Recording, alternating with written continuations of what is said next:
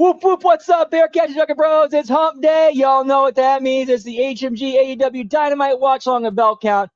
Sorry again for the late start. The feed's fucking me over once again because just like everything else in my fucking life, I can't get enough shit shoved up my ass.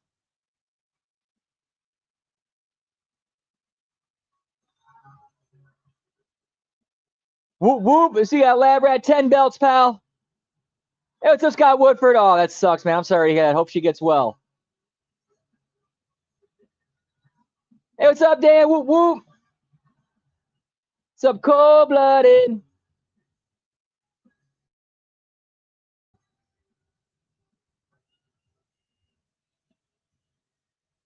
So they were at one belt so far. I think I'm gonna go 15. We're going at least 2.5 hours tonight. I think I'll go 15 tonight for the belt count.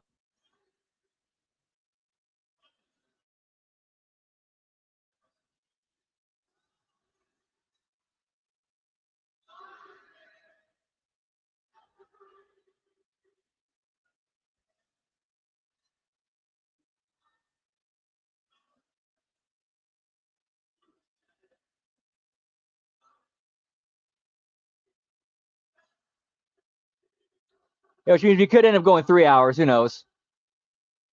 It's AEW, pal.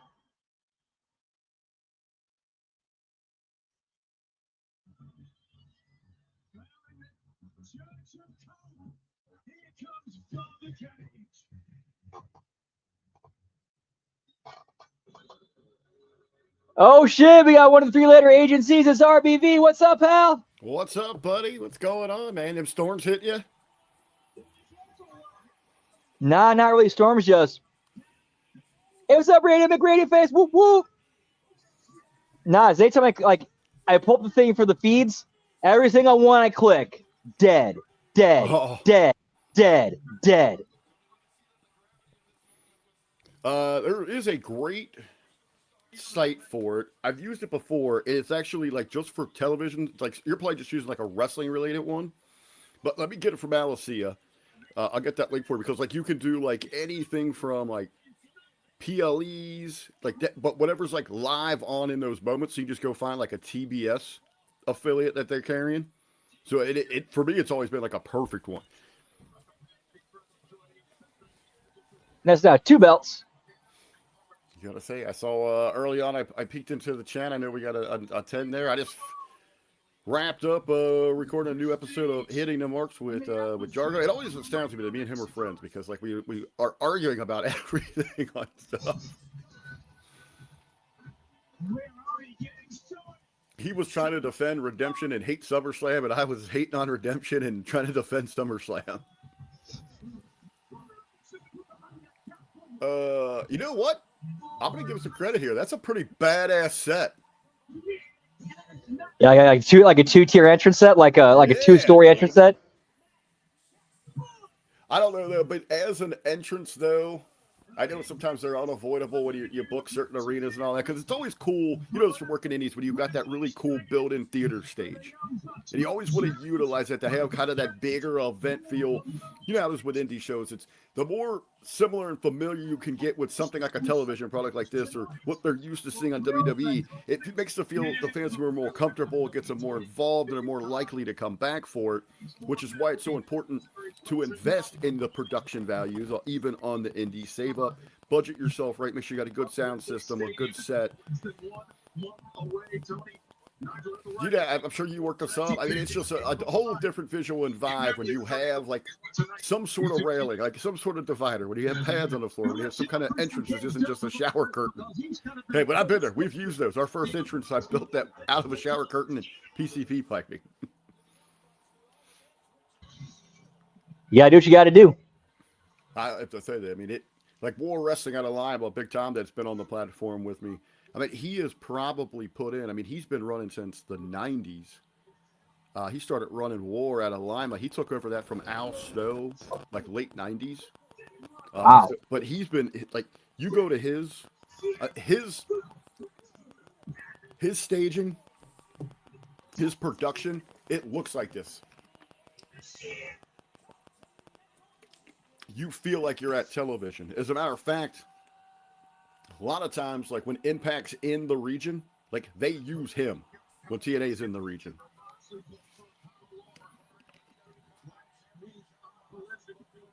All right, what are we opening with? We got a lot of stars and a lot of belts to kick this thing off. Yeah, I think 3 belts and an 8-man tag. Oh, okay, 8-man. So we got the babies, all right, so we got the Bucks and CNC Russell Factory, Cage and Cope taking on the Death Riders here. Looks like it. I will give them. Here's some credit that they deserve a lot of credit for is how they rehabbed Marina Shafir's character. Like after she had that horrible promo where it's like, "You don't know me, you don't know me." Take her off TV for a bit, and then she comes back as like this silent MMA badass who's just kind of like you don't know what she's gonna do. I would say, I mean, that is a good point. I would say if you look at this Death Riders, I know for the longest time, the AEW fan base even were just like, so like, we need to get rid of this. It's jumped the shark. She is probably the most beneficial, correct? One of the true bright spots that come from this formation. Oh, absolutely. Yeah, her as the manager, she's done a tremendous job. Just silent. You know what she's capable of, but you know, like, remember that, what was the pretzel episode of The Simpsons? Where it's like that little person, you know, the smaller person, like they're gonna do something cool, but I want to see it. The little guy out in the yard when the Japanese mafia is taking on Fat Tony and his boys. Oh boy! And then you hear the noise. And then he comes through the window. Forgiveness, please. The pretzel lady versus the pita pals. Harkening back to, of course, the World Cup, but here we go. Ooh, interesting. Oh, that's why they got that set in a packed house like that in Mexico.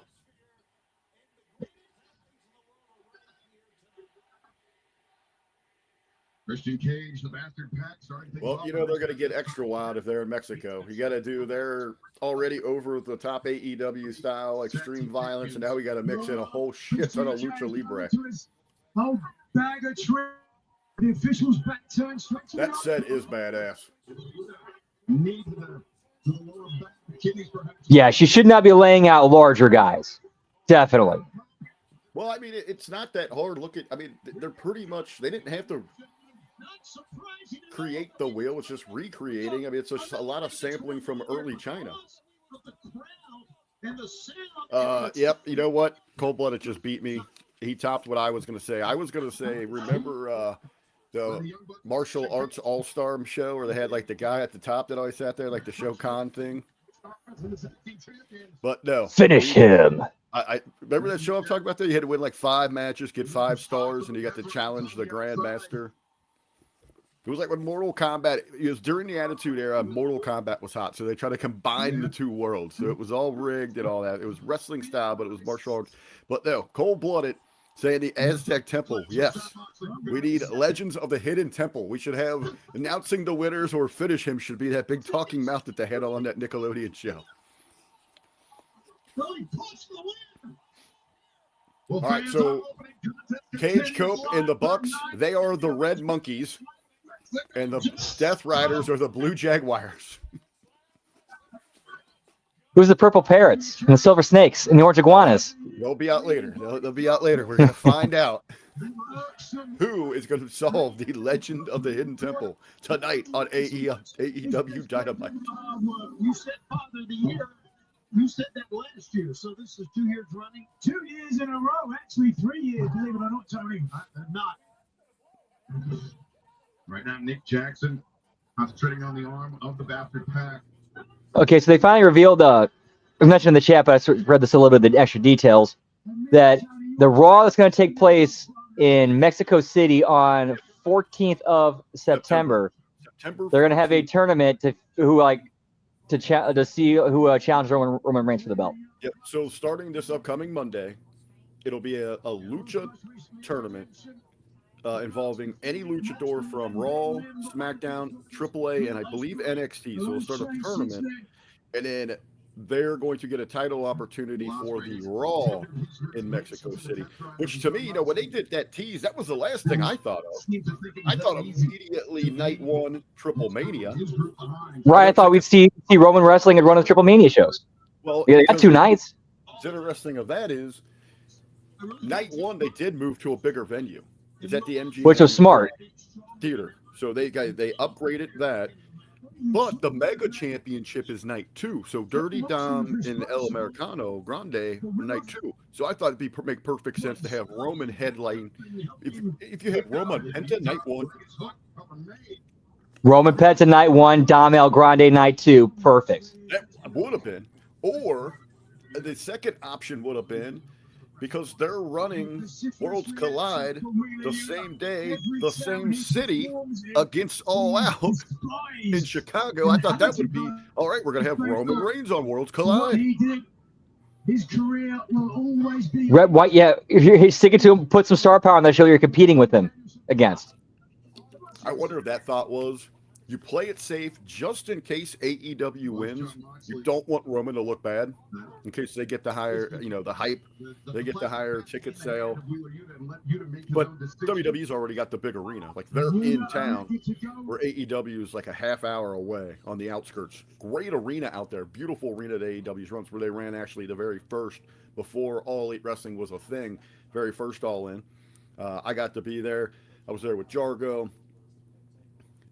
Will was there, Rovera was there. There was probably like 10 to 12 of us from the Hami Media Group from the Army that were there, all hanging out, having a good time. Nice. Me and Jargo were actually on press row. We were at StarCast. Ooh, nice. Yeah, so our 2 big interviews there were DDP and Eric Bischoff. We are sold out tonight in the Cathedral of Lucha Libre Arena, Mexico. But we had like one of the most popular booths because we had Fire Pro wrestling video game, and we were running tournaments. So like a lot of indie wrestlers and like guys that were towards the family or whatever playing doing Fire Pro, like when we were running tournaments at our table. Sweet. Okay, Labrat's saying that's the Raw the day after Triple Mania. That's interesting. Inside the ring. Pretty cool. Hey, piggyback all of your brands there to, make sure we're selling tickets. His brother Matt, the radar superstar, and a couple of cage all around the floor. Yeah, Matt barely got through that time, Nigel. Crawling. Pat tried to stop him, but could not. Let's remember, we mentioned that tag What was match up with that? between Moxley and Ospreay and the Young Bucks. It was Nick Jackson. Yeah, I don't know. I haven't read any of that because I don't give a shit about Bret Hilton. I saw a headline, but I don't think these guys give a shit about that. Yeah, Moxley has put on some size in the good way. Well, to be fair, it was while he was in AEW, he finally got sober and got cleaned up and shed a lot of that fat. Now it's now more muscle. We call that Cincinnati chili weight. Since he moved back home, he's been packing on them pounds. It's them cheese conies, brother.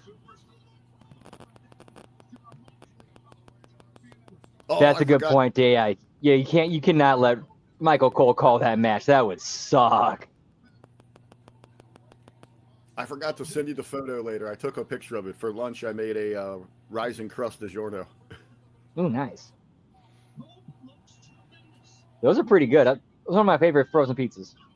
It actually was pretty damn good, dude. I'm going to get one a little bit later, maybe this weekend, and I want to doctor it up. I saw Frank's Pickle Barrel mentioned this on Twitter, to use entire sausage links. So I'm going to use entire pieces of bacon, entire pieces of sausage, big pieces of pepperoni, like the whole big cut ones, and just load that fucker. Oh, dude, there's this one. I know how you feel about St. Louis style pizza, but that place, Emo's, they use actual strips of bacon. They use like actual sausage. Yeah. I was thinking instead of the sausage links, you get sausage patties and then like really flatten them out so they're thin, but they're like frisbee fucking size. And Moxley doesn't know if he's coming or going. He's getting bounced around by both. Then for dinner, I did record it. Hopefully, maybe later tonight or in the morning, I'll edit it, do some voiceover. But I made cowboy conies, big grilled sausages on a bun. Put baked beans on that. Put bacon bits on top of that. Chopped onion, mustard, and finely shredded cheddar cheese. Wisconsin cheddar, baby. Whoop, whoop. John Moxley in some deep glory. is trying to come to the aid of their leader, but Moxley just outnumbered 4-1. There we go. 4 against 1. Oh, official looking the other way. Here's the thing I don't get, though. So it's 4-on-1 for the babies, and they're kicking dudes in the nuts. It's AEW. It's AEW. And Garcia there in time. But are the Death Riders really heels, or half the faction's heels, half are not, or something? I think they kind of got reestablished as heels after the thing. They did the split with them and Ospreay, where they like try to get Ospreay to do the bag, try to put the bag over Kenny Omega's head, and he stopped them and rejected it.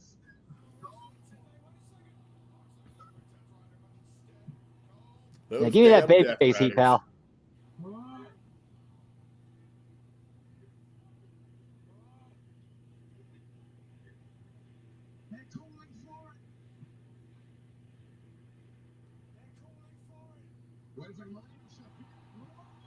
What's the pop for? Someone's coming.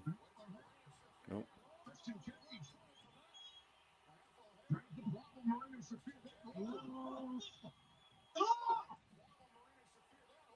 So he just kicks Marina between the legs. Granted, nothing there to kick, but that doesn't mean it's going to feel good. The old super coochie kick. Gets them every time. Points, Lab Rat. Whoop, whoop. Thank you, Mr. Tesh. Just sent me a DM. 5 full episodes of Legends of the Hidden Temple. Nice. Hey, did you check out that link I sent you last night of that Canadian sitcom? 15% Well, anyway, I think it would be hilarious if we could find the entire season. It was only 1 season. I knew the show existed. Like, I'd heard about it, but I'd never seen it. I know you've probably heard about it. I don't know if you've seen it, though, but it was called Learning the Ropes. It was about a guy who's a high school teacher / vice principal during day, and he moonlights at night as a professional wrestler.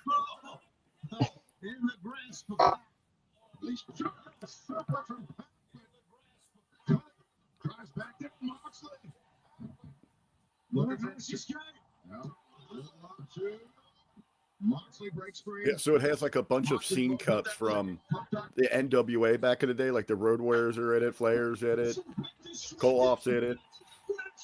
It's so like it looks like it could be a fun concept, but they're trying to treat it like a 80s wholesome family show, where his wife left him to go to London to study or something like that. So he's trying to raise the 2 kids, and the boy's like girl crazy, and the girl's like a brainiac, like pain in the ass. So it's so cheesy. I found 3 episodes last night and watched them. And what's up, Hammer? Too legit to quit in the house. Whoop, whoop. Happy hump day. Hope all's well. Always a pleasure, sir. Whoop, whoop. Oh, Death Riders steal a win here, huh?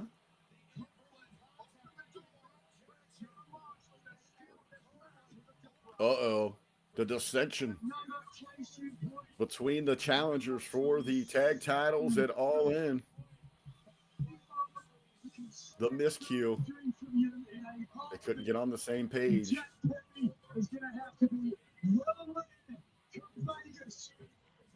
Yeah, Scotty, it was in Syndicate in the United States in certain regions.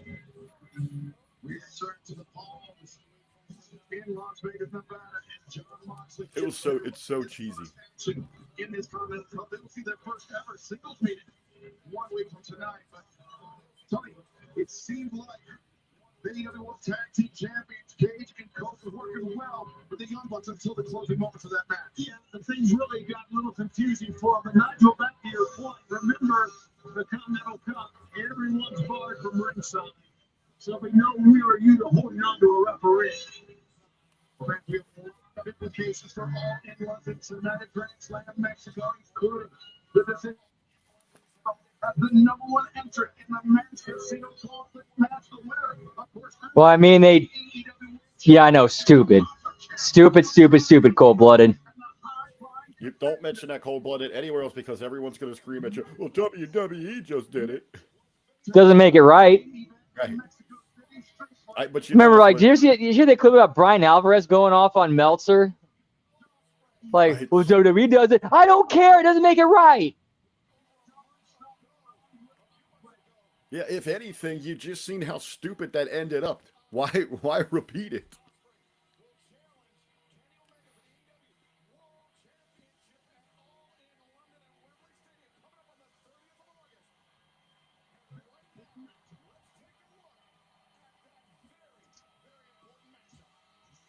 Yeah, wrestling logic.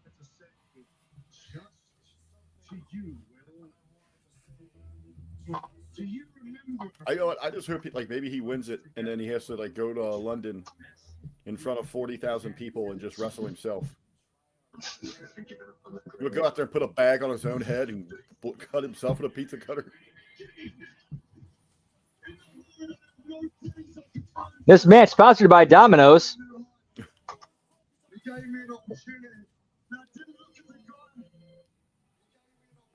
DiGiorno, Rising Crust. Oh, there's one thing that keeps popping. I can't really keep overlooking, like the Baphomet imagery that Will Ospreay uses for like his Billy Goat character. All right, so now that this is what you explained to me earlier, right? Yep.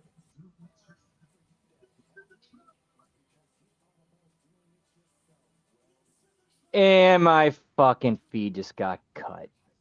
I can hold us for a minute. Just find one here. So we're just continuing on with the replay of everything that's happened, the exchange between these two. Building a little bit of their heat. Had to show Swerve getting beat up real quick for some reason.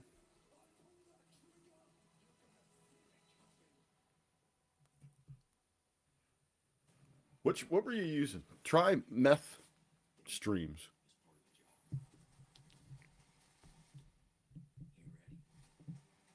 Ben Heyman has good luck with that one. Okay, the feed I just got, now we're on a commercial break. It's commercial here for me. Guy almost got hit by a car, something like that. Lasers are coming. Now there's a portal. Lanterns. Oh, DC movie. I guess that's a Green Lantern. All right, so for you comic book nerds over there, Brandy, you might know. So does DC just like reboot every 2 years? Like they do one round of movies, figure out that they failed again, and then just reboot everything? That's kind of what it looks like. That is kind of what it looks like. Just hit the reset button every time they fuck it up. Yep.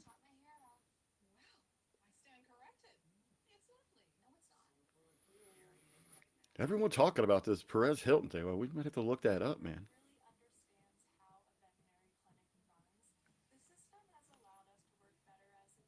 Hey, for anybody out there that's looking just for like a streaming service that offers all that, because I know Hammer just said thinking about just getting regular cable. I absolutely love this YouTube TV.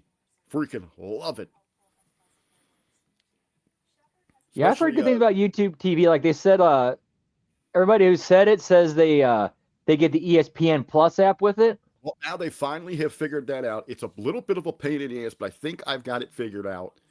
So now I can log in through YouTube TV, access the ESPN, so the PLEs will be available. What I especially love about it, one, if you're a sports fan, I love all sorts of sports, but especially football. They got them little 4-screen things, so you could put like 4 different things going on. So, and they've got the NFL ticket, so you get every game on Sunday. You know, the only thing that you don't really get included with is the Prime games, but I've got Prime as well, so I can watch the Thursday game. But you get every game, and then on Sunday, I got 4 different games going on at a time.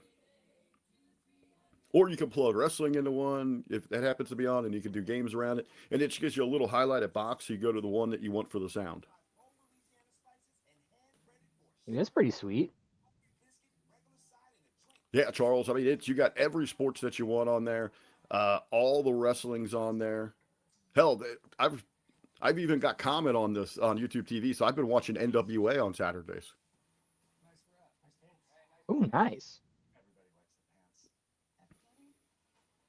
Yeah, all WWE, all AEW, TNA, NWA, all offered through YouTube TV. And now you can get access to the ESPN app to get the WWE PLEs. Yeah, TNA. Yep, has their network as well. I would highly recommend if you go with any of them, YouTube TV. They got all the live, they got all on demand.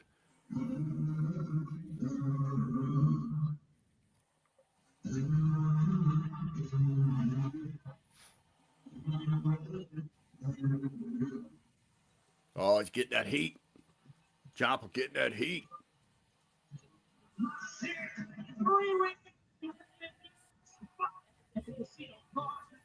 Yeah, I think they are in Arena, Mexico.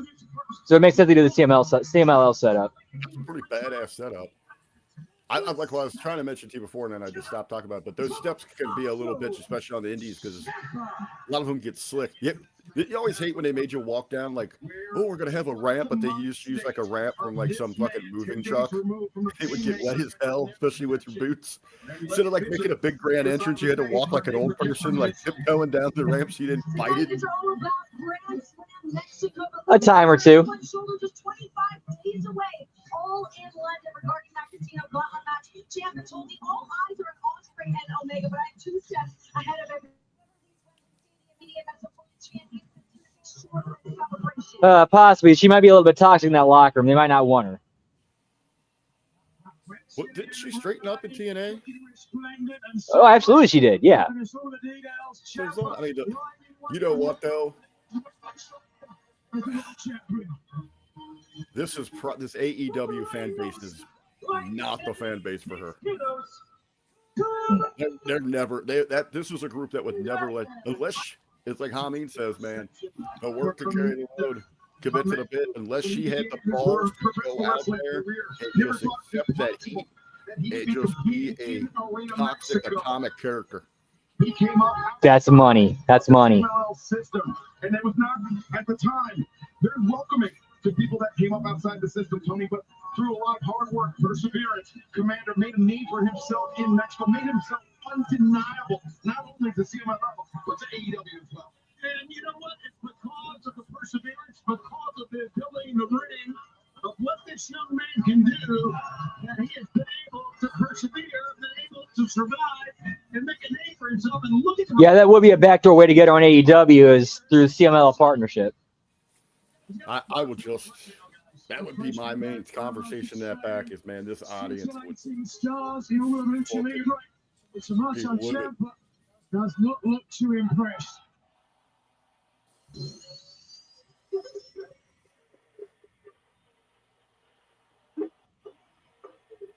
That would be a positive. Meltzer would lose his shit. That would be an absolute positive.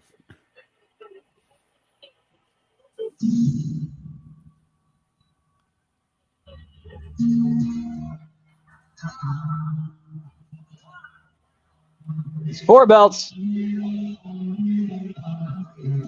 what champ is he? What continent or nation or globe? He's the national champion, I believe. National champion. He's our nation? Or Yep. Mexico? Okay. Or national champion. Just a national champion. So whatever nation they happen to be in? Well, I think it's supposed to be the United States nation because it's Right. modeled after the old NWA national title, or I should say the current national NWA national title. I was going to say, didn't they introduce theirs like 2 weeks after, or like after Ben's boy? God, what's his name? Mike Mondo. Mondo. That Mondo won his, and then they had introduced they were having one. Yeah, it was right around that time. Yep. That would be hilarious. Damn, that girl on, if you're looking at your TV to the right, mucho. Well, the other one's got huge freaking titty times. Muy caliente.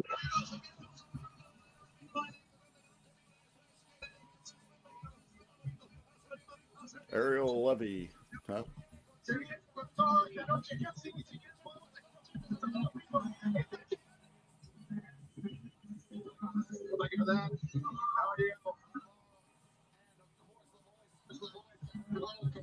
Oh, somebody on over in the Hitting the Marks chat. I can't remember who said it, But it was absolutely, I loved it. In this match, Juggernaut, I remember him complaining about how Danhausen's owed a title shot since he's 18-0. Is a match that can And end someone in the chat suggested they should bring back the 24/7 championship for Danhausen, which I thought was brilliant. He is the perfect character for that belt. That somehow he just continually keeps the belt that no one can ever pin him. And then when somebody does pin him, like he does like some sort of supernatural shit and gets it back. Dude, so like in 1 month we'll already have, because he's 18-0, never beaten in WWE. So in 1 month we can already have him surpass Goldberg's record or something like that.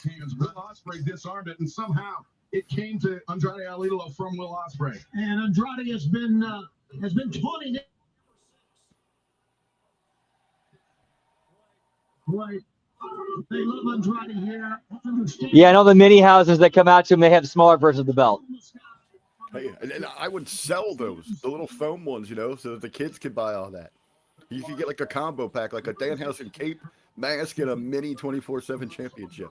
He's competed in this arena more than 500 times. Whoop, whoop.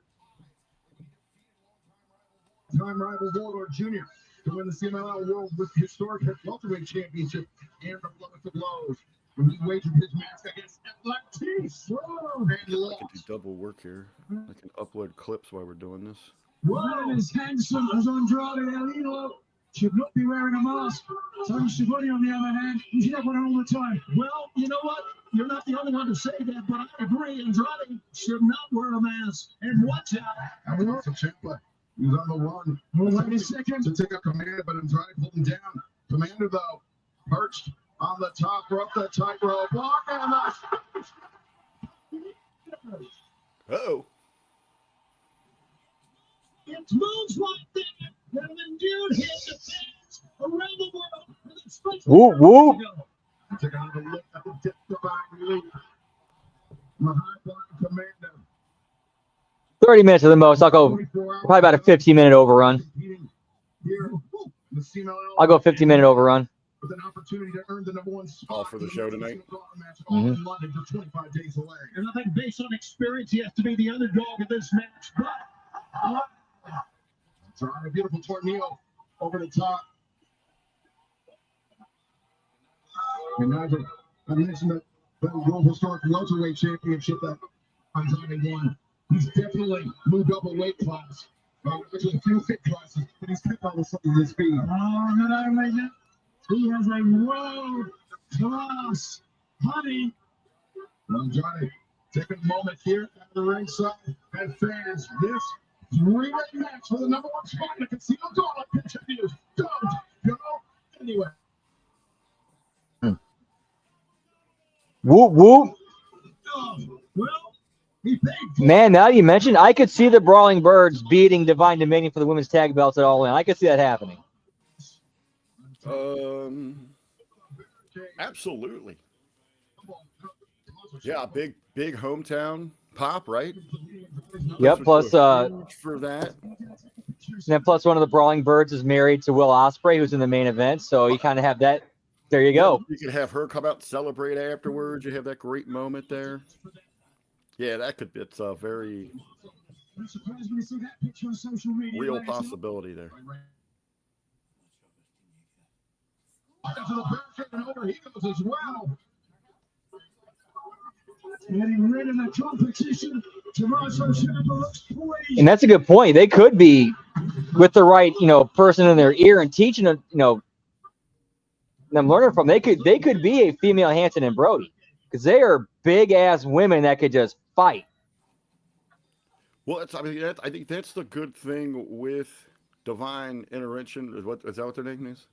Divine Dominion. Divine Dominion. Divine Intervention. What the hell am I talking? Divine Dominion. So, with them, though, the Birds actually are a believable threat to them. Because of their size. Like, right. Visually, you could see it. And their style. Like, did you catch that one vignette they aired like a few weeks ago? Like, they're in a bar just beating up men.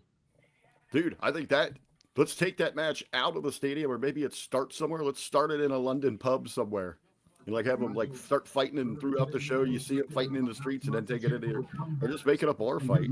Jericho at Redemption at that brutal, bloody battle with the Painmaker, and thus far, Ciampa. I mean, that makes it even more believable that those two can win in a bar fight because it's more of their style, or it's not a wrestling match. For Tommaso Ciampa, he's endured so much punishment. Man, if JBL and Ron Simmons weren't like tied to WWE, just had like having them as a cameo of the APA, like in the middle of it, would have been great.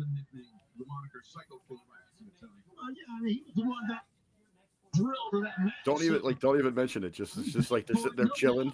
Like everyone's bodies are getting flown around them, and they're just sitting there drinking, playing cards. Swift knee to the midsection, cutting off the momentum or the attempted recapture of momentum by Commander. Now Hammer throw refer lowering the center of gravity. Or doing a thing where like they're sitting down, all four of them sitting out at the table, APA and the Brawling Birds, and they kind of like they keep up with the APA with the drinking, and they like kind of earn their respect or something like that. Just something.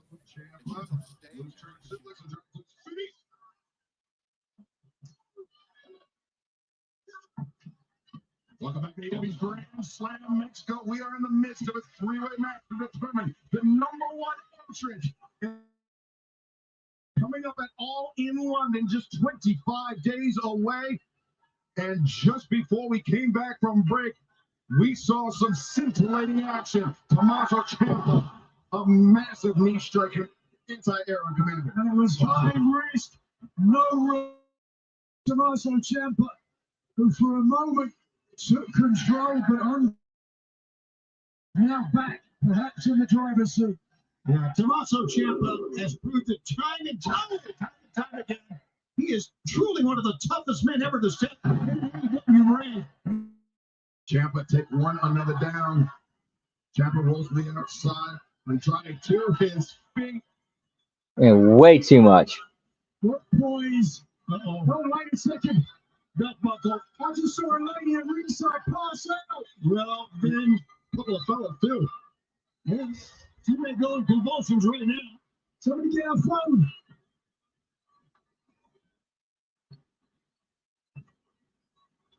Andrade Alula, you mentioned lost his mask, and then also lost his pants as well. It's like he doesn't lose his trunks as well. He lost his pants, Deucey. Never should have been wearing any at all. If it's over, 2. And now. Nice, cold-blooded. Whoop, whoop. Andrade looking to complete the 3. Omega does so. Oh, little taco night there. Huh? Good job, pal.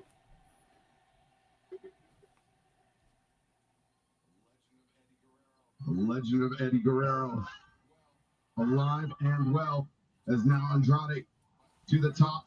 Yeah, you, Hammer, you and Tony Khan having a conversation would be a great thing, because Tony Khan has shown he's receptive. He'll listen. Does he? Who's he listening to? To a degree. To a degree. To a degree. Anyone like Hammer, because Hammer would have this looking like an actual wrestling product. Was Tommaso Ciampa to wear an American flag? Wait a second. Stepping on a man's pants, man. That is some disrespect right there. I'm sorry, officers. I'm sorry, Judge. He stepped on my pants. I had to murder that fucker.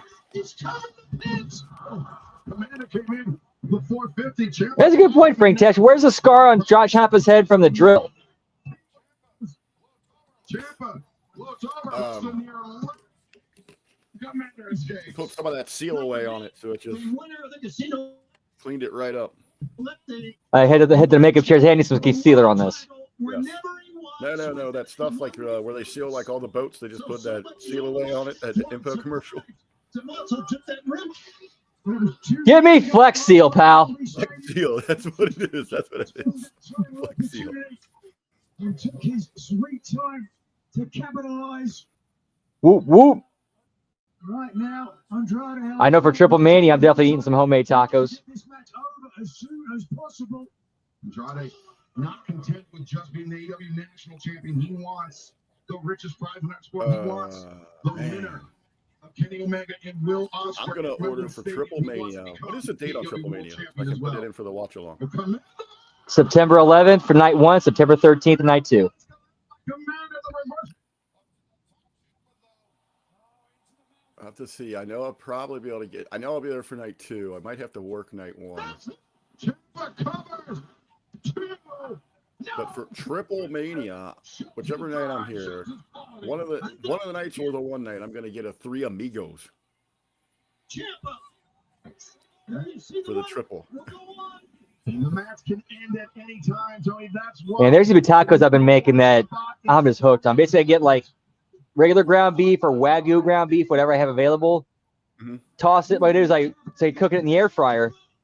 I put all the ground beef into like a giant patty, and then toss that patty in some hot and spicy Old El Paso seasoning.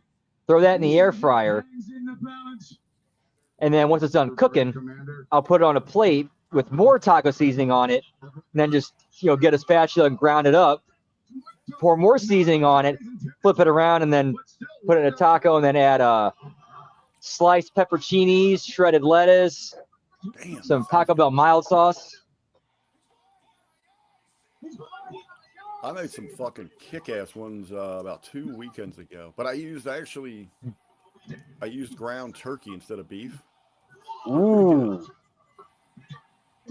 My tracks. We got some because there's places around me that sell ground turkey, ground chicken. I get that a try. And I know there's a difference in them. The turkey's a little more leaner. It's better for you. I just used it because I had it there. It was actually on sale, so I just grabbed it. But once you season it, you can't tell the difference. Tremendous sequence. Very nearly captured the #1 spot by the timing. And the shells I use are those. Sorry. I was going to say, it looks like for Dan Heffer, man, he got a big game, man. I know his son's ready to go. Whoop that ass, pal. What shells do you use? And the shells I use for the tacos is what's up? I was going to say, you said what shells you use? Yeah, the Old El Paso jalapeno cheddar ones. I haven't had those. Oh, they're tasty. They are tasty. I've been using the Ortega stand-in stuffs. Yeah, these are stand-in stuff too. Like these are ones you can stand up on their own and just they stand on their own. You just drop the meat in there, all the stuff you want on them. Dude, those are the way to go. Those are absolutely the way to go. This return to Rio Mexico. Well, because even when you warm them up, like, because the other ones, like, the top's closed, you can't get any fucking shit in there, and then they break. Oh, they just pull them out of the package, put them on the plate, and just fill them. Boom, they stand right up, man. I know. It's freaking amazing. Pero quiero más. I want more. I am going to win. Whoop, whoop. The hunter más. So Tony absolutely loves these big hometown payoffs. Is Andrade going to have to wait like another year for a Mexican Grand Slam, or do they have any other big Mexican shows? I'm not sure. Not sure the schedule is. Pero no lo haré solo por mí. Lo haré por todos ustedes. Por los latinos. Or if they went back to Texas, I guess. They drew a good crowd down there. The World Championship, not Whoop, for whoop. himself, but for everyone here, but for all of Mexico. Do you think I cannot win the golden match? You think I cannot be AEW World Champion? How you know? Les tengo una pregunta. I have one question. Ooh, nice, lab rat. Good shit.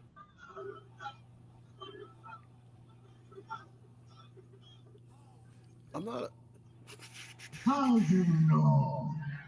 There's one of the shells I'm not a big fan of.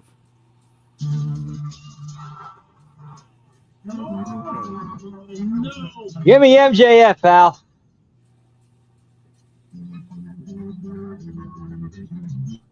What shells is it? The ones that I don't like. Anything that's gluten-free sucks.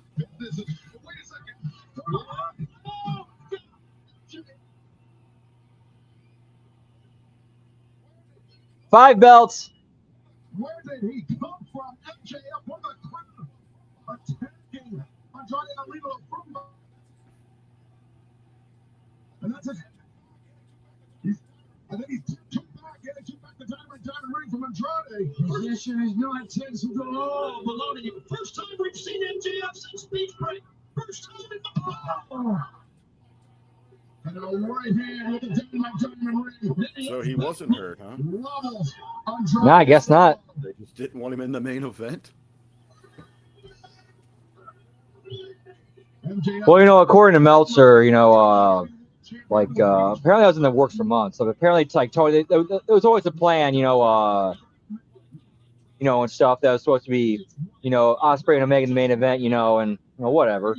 Well, it also sounds like it was always the plan. The first chance that MJF actually has to get the fuck out of there, he will. I said former world champion for a reason. For Kenny Omega, he was the right place to do it. Never put it close. Unleashed on the head of Andrade. One, two, one,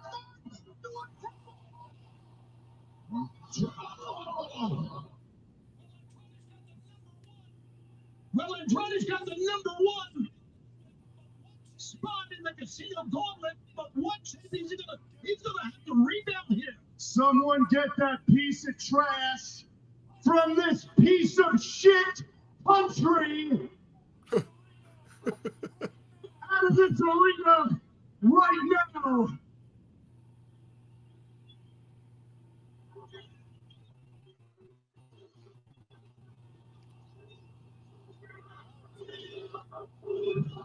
How dare you? I'm an American hero. No, he is not. I'm the best professional wrestler in the world. And make no mistake about it, I am your champion.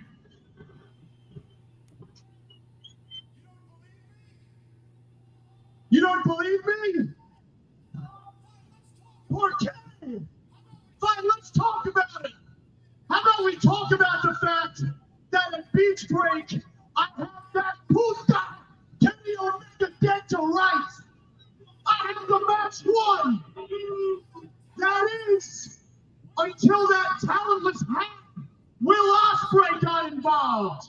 It is thanks to Will Ospreay that paper champion Kenny Omega gets to walk around with a toy belt and head into a main event at Wembley.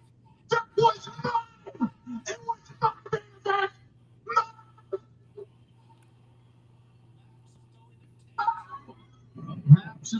It's mine. That's mine. Damn it. You know what? I don't care. I don't care. You know what? Because I always get what I want. Next week. Yeah, give me a 3-way, pal. Lucky.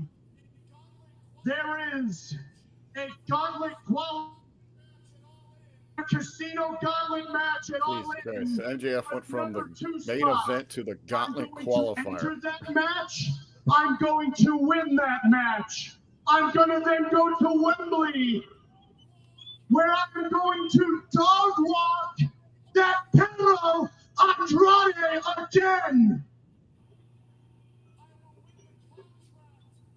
I will win the contract again and do exactly what I did the last time. Now, escuchar, because this part's real important.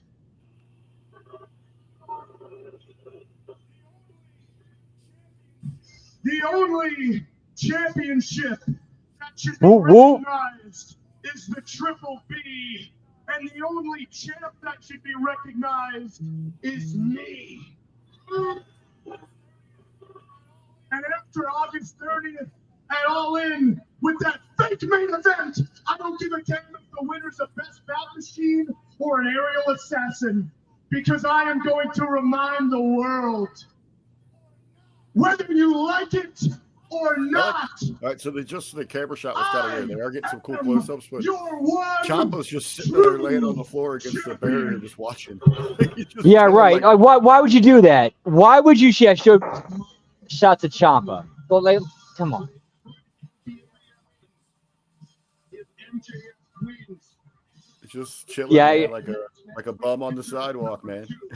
and then Hey, go JF, Yeah, everybody- you got any change? You guys got change? And there's a good point here. Everybody's using that dog walk talk. I'm gonna dog walk you. Like everybody's saying, I'm gonna dog walk you. Hey, there's some good money in that. Right, if one person uses it, not, multiple people across multiple companies. No, I just meant like physically dog walking people's pets. Like it's a legit career option. All right, this is why I came. Are these ladies up next? This is why I'm here. I'm rooting for Willow. That's my girl. She's the one bringing me to the show. I'm rooting for her to go beat that bitch's ass. That bad bitch, that CEO, that boss bitch. Beat her ass, Willow. I thought this was a great segment last week. Yeah, it seemed like there's a little bit of, real emotion in there. Well, I think we got a 6-woman tag tonight. Yeah, it's Willow and the Brawling Birds versus Monet and the Divine Dominion. coming up next, the champion. Oh shit! All right, Next. I'm gonna go fill up my water, drain the vein, and grab a slice of rising DiGiorno because with these lovely ladies, Something's rising. minus Mercedes Monet, she uses the mood killer. Monet the mood killer, but the other ones are beautiful. So I'm gonna do that. I'll be right back. Let me go get Whoop, my. whoop.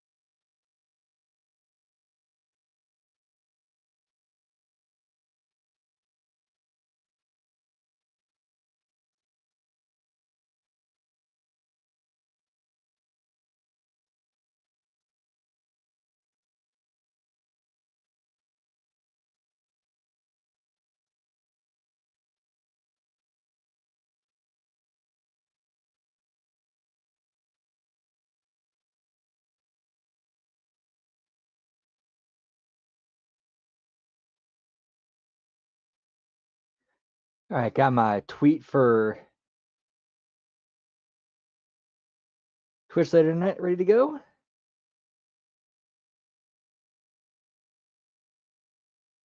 Whoop, whoop.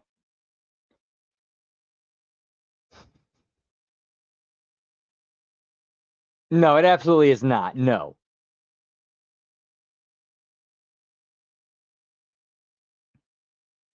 Oh, yeah. Give me a good Red Baron. Yeah, you get a good Red Baron, they're delicious. Whoop, whoop.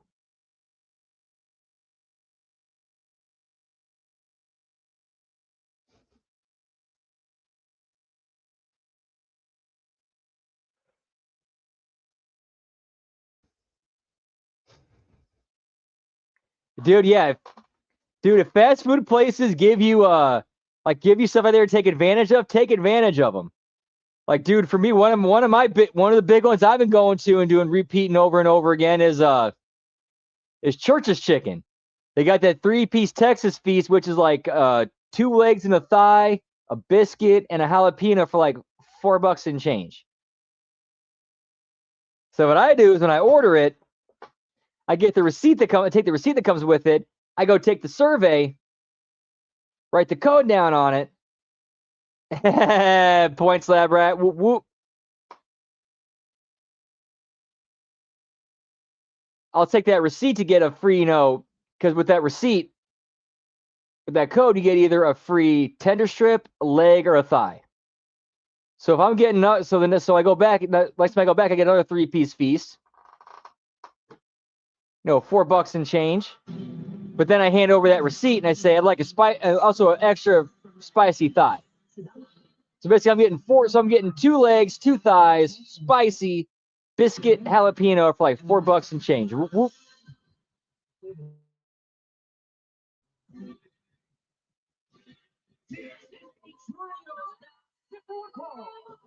And that's now 7 belts.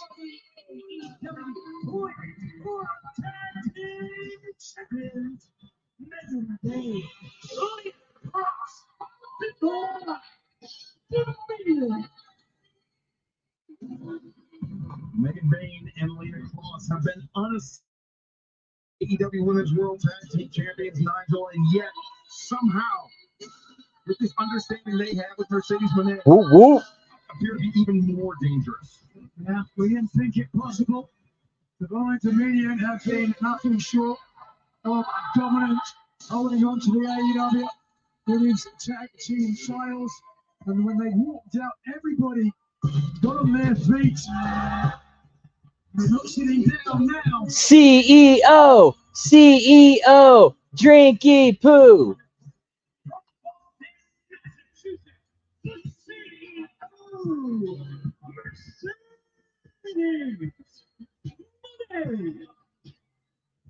Mercedes Moné, with that ceremonial belt, are her wins, back-to-back wins, in the Owen Hart Foundation Women's Tournament. And last week she put that belt to good use, winning Will Nightingale low. Well, it was the first blow of what it's going to be. I do believe at Wembley Stadium, a bitter battle between two ladies. I think we both, all three of us know each other Whoop, whoop. well. Mercedes Moné telling Willow Nightingale 1 week ago that she hates Willow because they seem to be intrinsically tied together as far as Mercedes. Oh, yeah, that's right. Mercedes and hers, that's 8.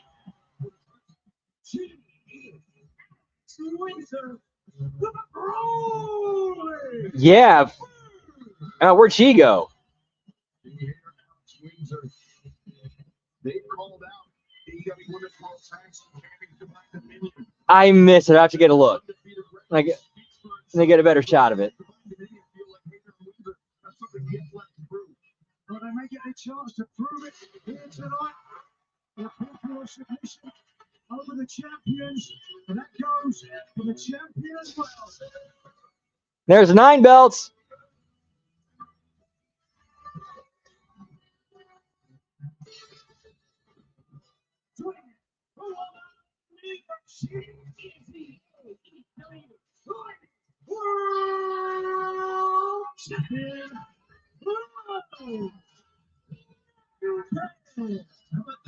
Face from Mercedes Moné in the reaction.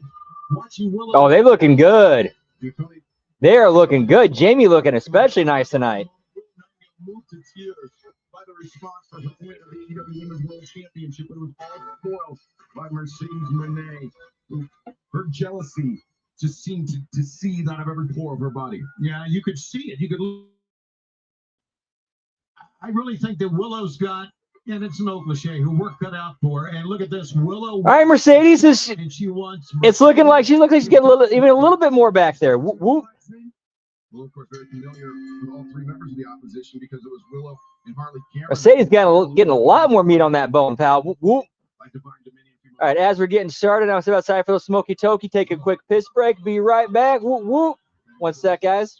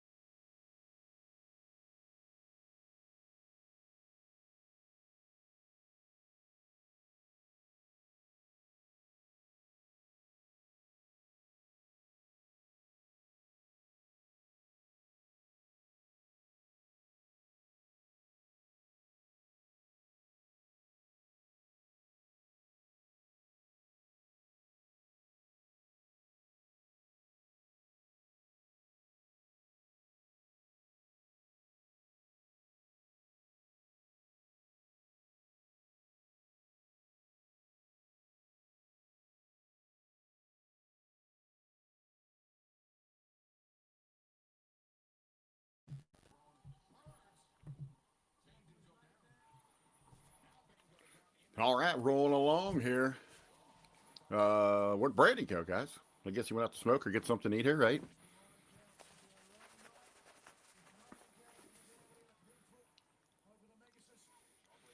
All right, this is why I'm here, ladies. Six-way tag. Chat, are you still there? Give me a heads up. Someone say something over there. You guys are quiet. There we go. This Brandon's got controllers, so I cannot show any, but I will acknowledge everybody over there. So apparently Lab, right? That's got to be it, whatever the hell you guys are talking about. All right, I am here for Willow. I am rooting for her. Wrestling, we need heroes. We need villains. Just makes me sick to my stomach, disgusted that Mercedes Moné is more than likely, probably like 99% going to be the damn champ coming out of All In. Uh-oh, little struggle here with the ladies. We could throw each other over.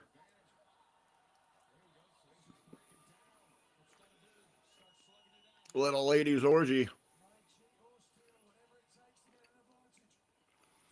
I don't, you know what? I don't know where the fuck that stupid kangaroo from. I thought you guys thought maybe Jimmy T had replaced me on the show here. I got to look at how to change that. I guess we were doing a show together somewhere, so when I change, or I don't know, it got stuck as my avatar. Here we go. Once you down to the floor. Whoop, whoop. Yeah, they can get long swings there. You're going to get chased here. First on the ring apron. But not for long. I know we're in Mexico, but are we going to get like any traditional champions? Meanwhile, women's like one-on-one matches tonight? Pretty hard tumble that time. Damn, that's a good point. Doubtful. I'm doubting it. Actually, no, I think we do actually. Actually, there is at least one one-on-one match. I think it what is it? Fletcher versus.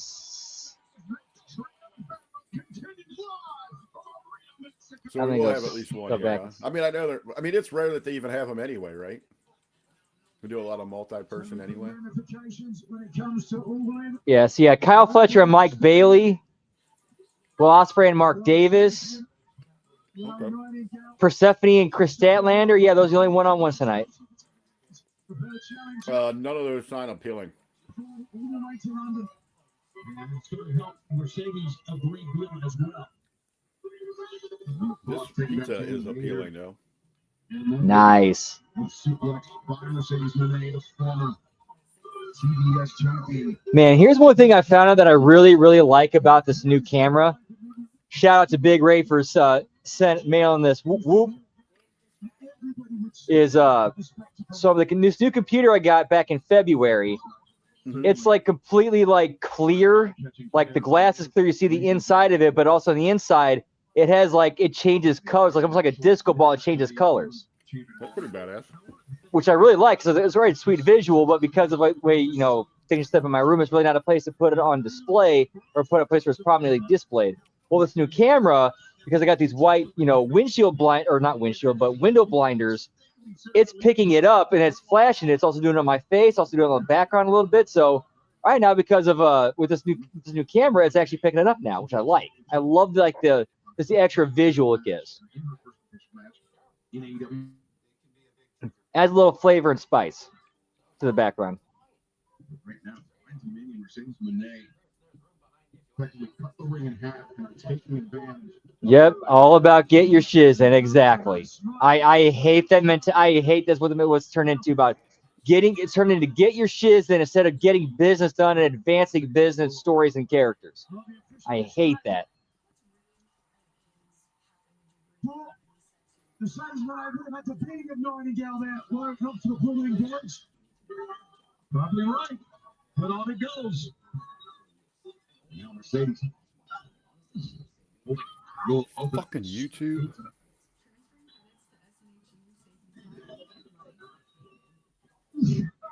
Point of the elbow into the chest, driving all the wind, and Nightingale, who looks for held up by the top rope. All the following birds can do is watch on. Oh, well, Nightingale, no escape for her. German suplex. Lena Cross makes the cover. That's again the referee in position 2. Well, able to kick out. Right, would have been 3, I think. Referee really getting to hear from the crowd and from Lena Cross as well. You're right. Again, Nigel, that would have been it. That crowd's all over this ref tonight.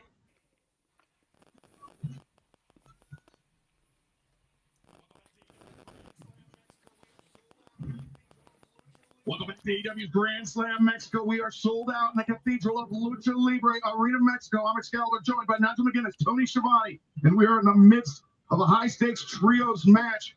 Willow Nightingale. I did not notice until I listened to Keeping It 100, and Conan said that the reason why AAA can't run Arena Mexico is because CMLL owns it. Well, Jargo was just asking me a question. Like, is that a permanent setup there? Yep. Yeah. Yes. CMLL owns that, or owns Arena Mexico. Yep. Yeah. He literally was just sending me a message like, I guess they just keep that arena set up just like that there. Yeah. No tarps here, pal. They showed up and the crowd showed up and showed out for tonight. Whoop, whoop. Tarpitos. The moment may be right here for the Burke. Well, maybe not. Hard to believe that there's somebody that can overpower Jamie Hayter, but Leopold did so at least for a moment. Drop kick from the middle rope, and in comes Alex Windsor. Windsor, the legal competitor right now, make the tag. Dude, how crazy that is. You got four, like, I'll go ahead and call it 4 Hoss women like that with Divine Dominion and the Brawling Birds on one roster. Then again, like you could make the same argument with WWE with Lash Legend, Nia Jax, Jade. They got some big girls there.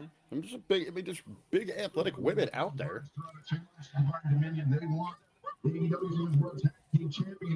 Tiffy's no small bird, man. She's a pretty big jack chick. Yeah, Tiffy too, but she's a little bit more slimmer, so so it gives her a little bit more aerodynamics to her size. Well, she was a gymnast too. Yeah, right.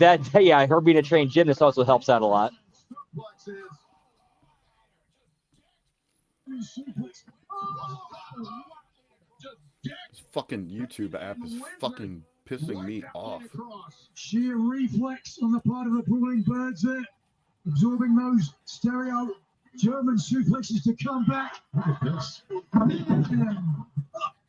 High impact. You could if Charlotte would actually put some mass on her frame, you could call her. She could be a Hoss. Charlotte should have a true professional athlete build, but she was so worried about her cosmetics and plastic surgeries and being a fucking little Barbie doll that she destroyed all that. The champion in control here. Yeah, she should have been one of the most she should look like a top-notch, like Olympic female athlete. Quickly, the CEO turns things back. Like the tools were there. The tools were there. Now she looks like Skeletor and the blonde-haired from the Muppet Band fucking had a baby. Goes right to the chin, I do believe. I'll never forget one time. I think it was like, God, how long ago it was. I'll never forget one time I saw I hadn't seen her in a while, and then I saw a screenshot of her in the ring, and she had like a submission hold. My knee-jerk reaction, because this is exactly the first celebrity that came to my mind. That's exactly who she looked like at that moment. The first thing that came to my mind was, when did Courtney Love start wrestling? Yeah, right. Now Willow turns her attention. Time and all in London. Mercedes Moné. Moné gets up because she's got something in mind instead. Willow not back into the ring. Mercedes from the top. Meteor, no. Willow avoid. Should not avoid that one. Yikes. Willow may be able to try to cover her right there, but she's going. Looking for the power bomb, but instead, Divine Dominion intervene. A divine intervention, if you will. Suplexes. AEW Women's World Tag Team Championship. They could surprise us. They could surprise us. Odds aren't exactly in their favor, but they could.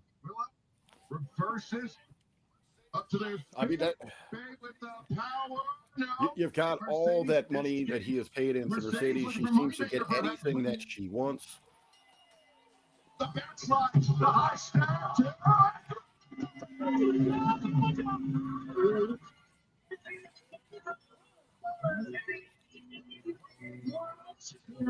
Baby's up. That with Willow getting the pin over Mercedes. Yeah, that ain't a good sign for later on. No.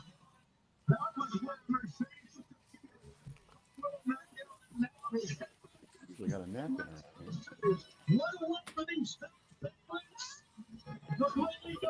That is not a good sign for her going forward. Nope.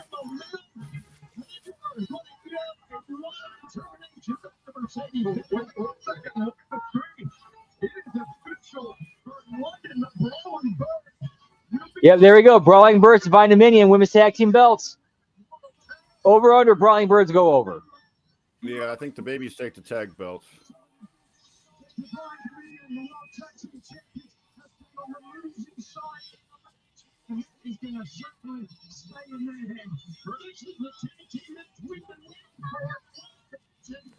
They're gonna be good. That's a good one. I mean, it's a good draw. Woo woo. Tonight, putting the first blemish on the undefeated record of Divine Dominion, and in doing so, have earned a shot at the AEW Women's World Tag Team Championship just 25 days from now. At All in One in the Bushel of Nightingale will have to contend with a revenge-minded Mercedes Moné at Wembley Stadium. There's a lot of Mexicans in that crowd. And there is so much more to talk about when it comes into Wembley. That's right. You still have a chance to join us at Wembley Stadium. Scan the QR code at the bottom of your screen or visit AEWTIX. But not as many as in California. We would love to have you join us in the Cathedral of Football, from the Cathedral of Lucha Libre to the Cathedral of Football, just 25 days away. All right, so we are. Aquan. All right, so we're currently at 9 belts. So they're gonna hit 10 here. Once what's his nuts? Fletcher comes out with the TNT title. It'll be 10. Yep, it'll be 10 right here. Once Fletcher comes out. I know you're getting mad at your streaming. I'm about to fucking kill someone at YouTube. I've been trying to upload a 4-minute video the entire time I've been on here with you. Damn. I had to delete it and start over 3 times. Yes, yeah, some of you need to go to that Homer Simpson Bart step and Internet, eh? well, give me a Y. Give me I can just have someone. I just keep pressing Y. Look at thirsty. Where's that tab at? The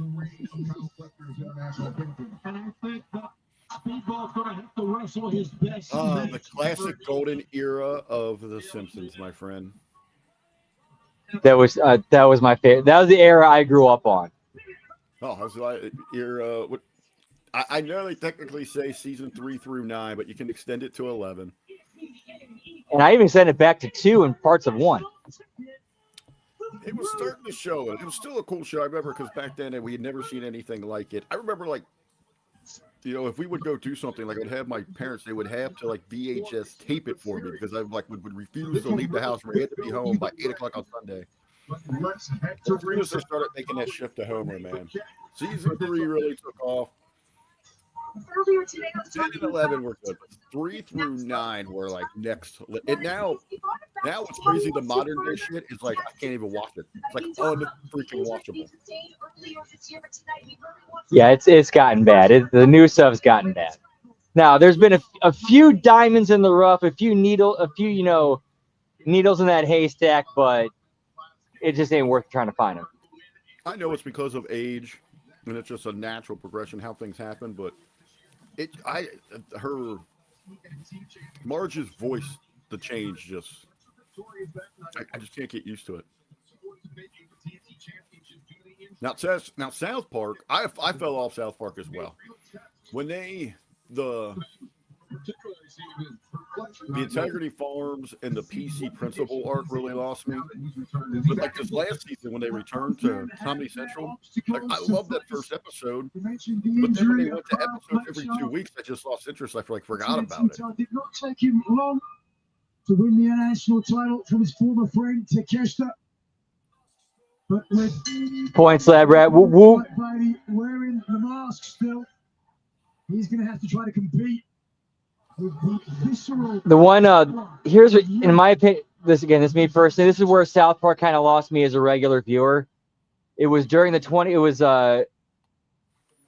during that one season in the middle of the 2020 election, when for the first time they broke their partisanship. They broke their thing where not nail everybody, and they actually like went one way. I'm like, okay, you guys, you lost me.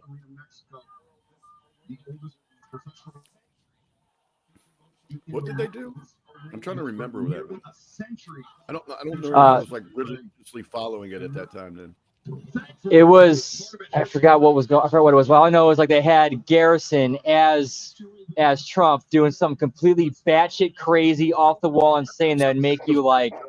And then while he's doing it, say, don't forget an election in November. While he's going completely off the wall, and off the rails, insane. Meanwhile, no critiques of Biden. So that's me told me, okay, they broke one way. Like Penn and Teller did. They broke one way. They lost their credibility with me. I didn't really think about it. Biden's was like so much slow hanging fruit, and Trump was just giving them gold. Yeah, but literally fucking people in the ass. That was fucking hilarious. Yeah, be able to laugh fuck him. Fuck them all to death. Now, I did like when they had Trump on this next election, and they had Garrison like completely no selling it. When you were like going to his house, like, you motherfucker. He's like, what are you doing? I've been sitting here the whole time. 7,000 feet above sea level here in Mexico City. Speedball misjudged that, and Fletcher tries to make him pay. Fletcher. Right, exactly. Right there, Frank. Exactly. Like that's why I want to watch Scary Movie 6, because everybody's fair game. That was a South Park I loved. Everybody was fair game. Scary Movie, Wayne's brothers involved. Everybody's fair game. That's what you got to do. Everybody piss off everybody. I am looking forward to. I saw an interview where they said they're bringing back the R-rated comedy. That new Super Troopers is coming out here. That's in like 2 days, I think. So look at a couple of the fans at ringside. Callis, thankfully for us at ringside, not joining us at the announce cast. Don Callis played it internationally, and I think we knew that before we arrived here. Kyle Fletcher, though, with the advantage on speedball. What's now on the couldn't get it. Bailey, can slide. This is how it just ended Mercedes night a few moments ago. Ready. Speedball. Right, that was kind of an interesting way to get somebody to the outside. With a roll through the ropes. Where is the new Scary Movie streaming at? But it's not happening at all here, dude. I'm impressed. I'm about to do that for an HMG After Dark.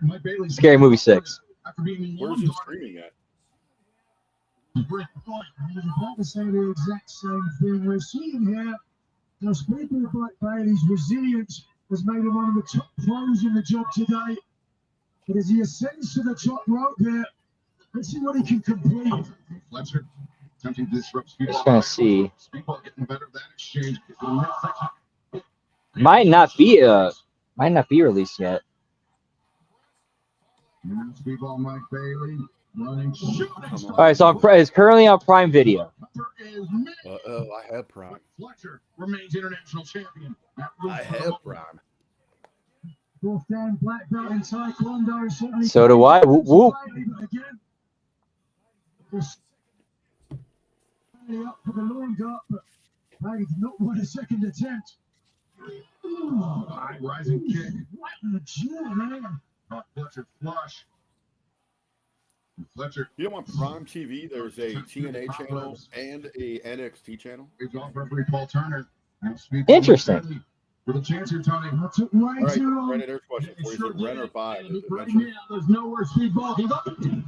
Or is it free? I did not look that far. I saw that it was available on Prime. To see how, despite the vicious kick to the jaw, Fletcher hooked the leg to make sure Bailey. It is rent or buy.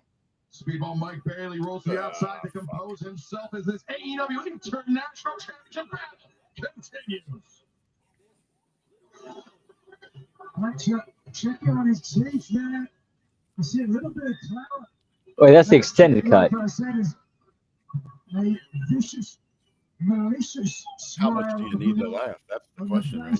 face of the sun-baked passion plate. Don Cash. Yeah, here's the Amazon Prime description of it. Someone didn't get the memo this was supposed to be over. Cindy, Brenda, Shorty, and Ray are back, and so is a new mass killer with zero respect for the rules. Nobody is safe, nothing is sacred, and every single line will be crossed.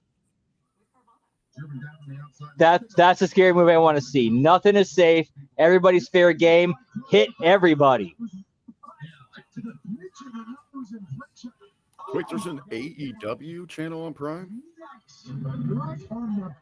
I saw the TNA and I saw the NXT. Woo woo.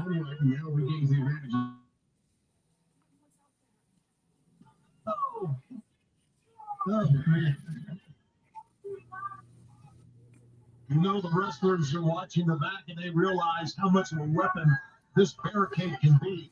You'll see a lot of those shots, I do believe, Stuart, in the course of the remainder of Save the World. Is that a Big Bang spinoff? Because it had all Big Bang people in there and he's playing the Stuart character. Yes, it is a Big Bang spinoff, yes. Here in Mexico City, Magic heavily and he looked through this point.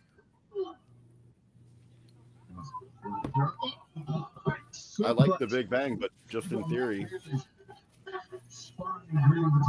No pun intended. That sounds fucking stupid. Mexico.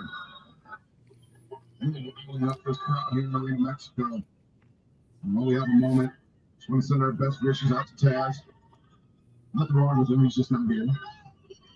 There's plenty wrong with him.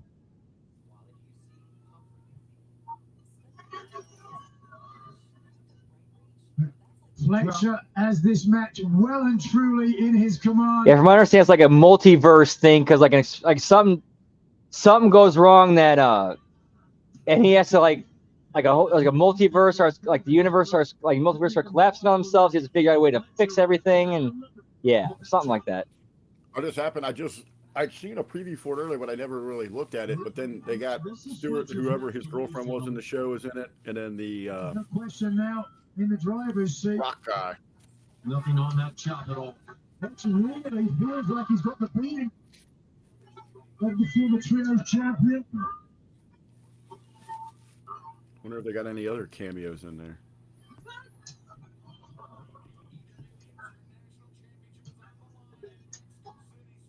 The AEW International Championship is on. Oh God, I just want to fucking Mexico upload a City, fucking Speedball Mike video. Bailey attempting to challenge Kyle Fletcher for the title, but Fletcher with a decided upper hand over the championship. That's kind of I feel like when I go to Church's Chicken to pick up my order, and because it's like a really good Church's Chicken, it's always every time I go there, they're packed. Church's Chicken is fucking good, dude. Dude, it's like no joke. Every time I go in there, it's packed, and it's usually about 5 to 10 minutes before I get to pick up my online order that I had placed before I got there. Luckily though, luckily though, it's ready to go. By the time I get to the register, it's ready to go. I think that's probably the best of the chains. But still, for my money, if anybody out there is looking for just fried chicken, go to find a local grocery, a local deli. They usually have the best. I got one next to me. It's called Remke. It is fucking unbelievable. They got a salad bar too, so I get 8 pieces of chicken for $10, and then I get a $15 salad because my salad is like. The funny thing is, I put very little lettuce in my salad. Because I don't have room for that fucking shit in there. I got grilled chicken, pepperoni, ham. We got a grocery chain in our area called Schnucks, and yeah, they got they got a chicken wing bar and then an actual fried chicken bar and then a salad bar. That sounds good. This rarefied air, people is moving fast. Moves fast. Oh man, I would love a kiss from Penny. Down hard. And looking for the brain buster. Oh my God, that was terrible. The brain buster, speedball flared down with the knee strike to the top of the head. Boot, flatten the boot into the face. They're trying way too hard. They're trying way too hard. I know I asked for a one-on-one match, but fuck. This thing wore out its welcome about fucking 10 minutes ago. This rarefied air in Mexico City is robbing both competitors of that vital oxygen. Plus the fact that he got his nose smashed in, that can't help matters getting air in as well. The champion breathing hard is. Those are solid steps, gentlemen, as we all know. Exactly, Hammer. Way too much rhythm, way off. Way off. Trying to do too much floor routine, Hammer. Too much floor routine. Too little actual fucking wrestling and storytelling. Dude, one thing that I was taught very early on in training was, dude, that was one it's a song, it's a rhythm. You feel the beat, you go with it. You feed off the rhythm of the crowd, you go with it.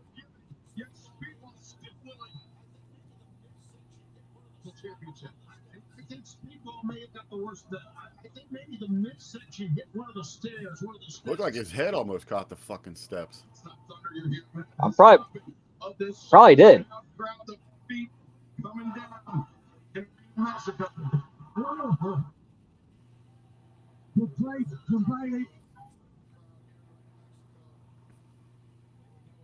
This is wrestling, says the crowd here. Woo woo. And they would know a thing or two. Dude, even like calling these matches would suck. Yeah, it's like, what am I supposed? Yeah, how am I supposed? Yeah, what am I supposed to say? What am I supposed to say? No, you just sit there and scream move names. That's all you do. I always hated that. Like there was another great play-by-play guy, commentator that I would work with, and he was like one of those moveset guys like that, man. He just loved shit, like calling the moves. I wanted to tell the story about the wrestler, you know, why people should. If you're at, especially if you're at an indie show or you're watching an indie show, you know all the stupid moves, you know. Now, I would call it like a big finish or an impact, something like that. Get that big driver right in the middle of the ring, but all this other stuff is just filler bullshit.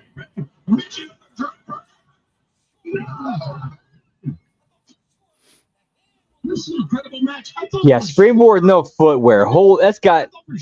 Well, to be fair, I'm pretty sure he's got. At least in Mike Bailey's case, I'm pretty sure he's at least got his feet calloused up enough to where it doesn't really bother him anymore. He's a rare, unique case with that.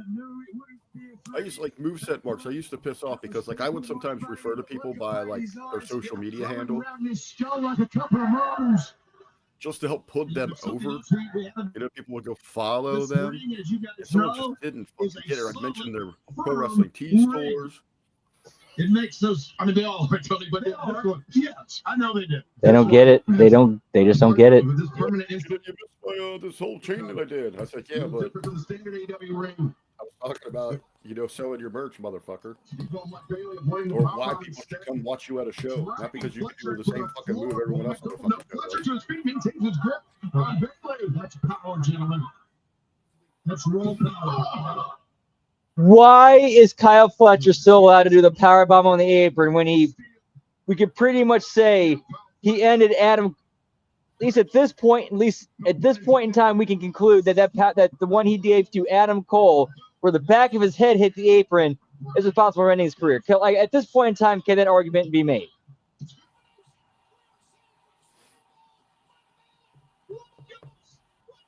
It always still amazes me. First, I'm amazed that Speedball is married, but then I'm even more amazed that he's actually the husband. And Kyle Fletcher, you can see now go heaving for breath. Gasping, desperately trying to get oxygen down in the lungs. Is this match for the title? Yes. Right now, Kyle Fletcher, we've seen him in this next match, his best. But we've also seen Speedball defeat Kyle Fletcher with power, with his punch. Can he do it now? King of Mexico coming. Your modern day ladder matches, yeah. Modern day ladder matches are the drizzling shits, but the old school ones, like the 90s ones, the early 2000s ones, some of those are pretty good. I mean, come on. What was it? Sean Razor, Brett Sean,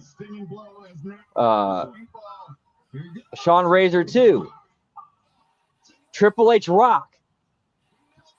Yeah, but a lot of those, you more so are using the ladder as a component to reach the goal of getting to the top. Now it's just become a prop and just a piece of the violence inside of the match. Exactly. Like they worked the ladder stipulation gimmick into the story they're trying to tell, instead of just coming up with crazy shit involving a ladder.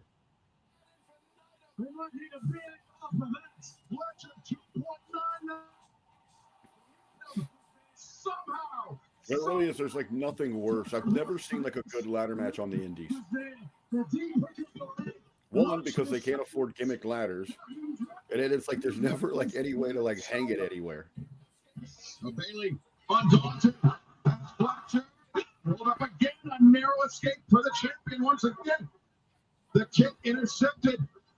Fletcher sets Bailey face first into the turnbuckle pad.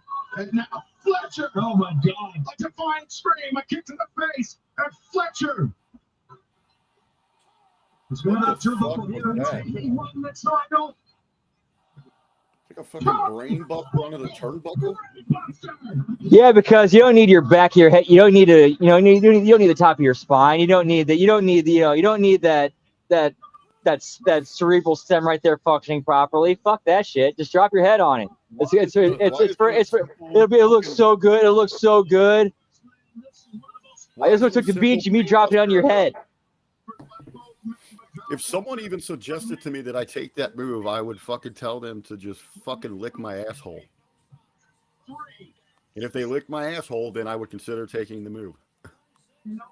Especially after I ate this DiGiorno Rising pizza. You see the blood from the match still.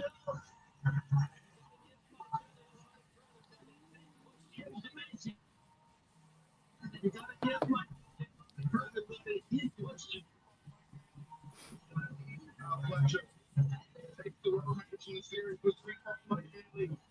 Uploading this fucking video is about as frustrating as a fucking brain buster on a fucking turnbuckle. Not be allowed to continue celebration. Whoop whoop. Tom Cash family member is up in action next. Waiting on Fletcher's parade, unintended.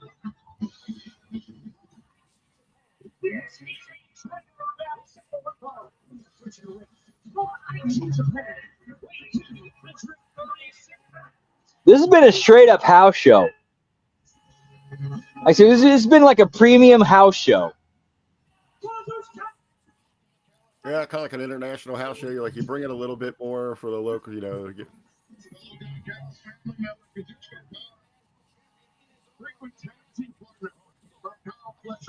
Like we've literally seen damn near nothing when it comes to like any promos. It's just match. Only promo has been MJF, right? I think so. They did a video package right before the ladies 6-tag. He's going to need to pass in the dock now fast and quickly. Yeah, Proto Kata is not getting along right now.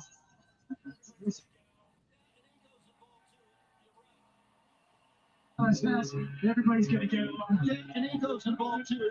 You're right.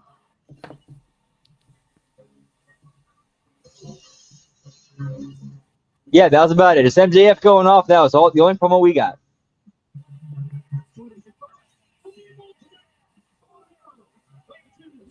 $11 belts. 12 belts, right? What was 11? We were at 10 with Fletcher. 10 for Fletcher. And Okada, didn't he just fucking have a belt? Did he? I must have missed it. And knowing how revered submission I'm wrestling not sure he had a belt on. is here, that's saying a lot. The champion is home. Speaking of champions, See, let me go back. I'm looking at Okada real quick. All right, that'd be 13. Oh, yeah, he currently doesn't hold. Yeah, looking at Okada's Wikipedia, he's currently not a title holder in AEW. I swore he fucking had one on. No, he did not have one on. It did say former trios champion, but I thought he had one on for some reason.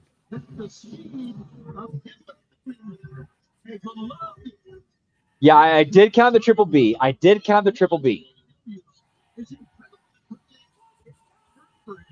So I think we are at 12 right now with the TNT. you reap what you sow.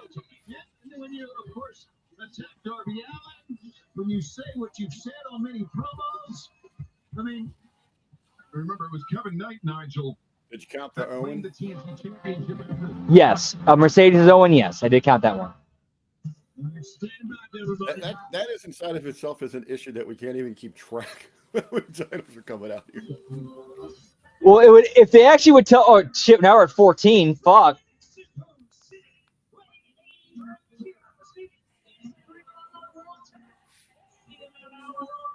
Does Mystico have one too? Yeah. He's got two. He's an ROH Tag Team Champion and the CML Cruiserweight Champion. We're at 14 titles. We're at 14 belts. And we have at least a half hour to go. An hour at least. What time does this go to? They said it's at least a two and a half hour tonight. I might not be able to stick around that long. I will give them credit. At least they gave us a heads up. Yeah, we're going longer tonight.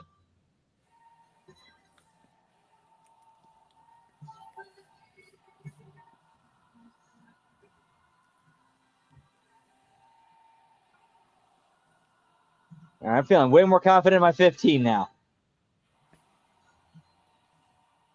We still got Price's Right rules, which means closest without going over. Whoop, whoop. So this is 13 or 14? This is 14. The easiest job when Mystico comes out. Well, I haven't seen Kenny Omega yet. Perhaps we'll never see again in Lucha Libre. Life into the great Cal Santos and his implication in society here in Mexico. Get me cocaine, pal. Hey, what'd you guys think about that last week with the clowns, the Juggalos, ICP on All Elite Wrestling? I thought it was good. And you know what? I would not be surprised if we end up seeing Lunacy on my AEW. I would not be shocked if that happens.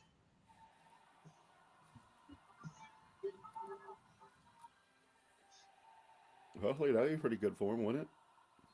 Oh, absolutely. I still think I want to keep the YouTube just to double up on, have the extra distribution.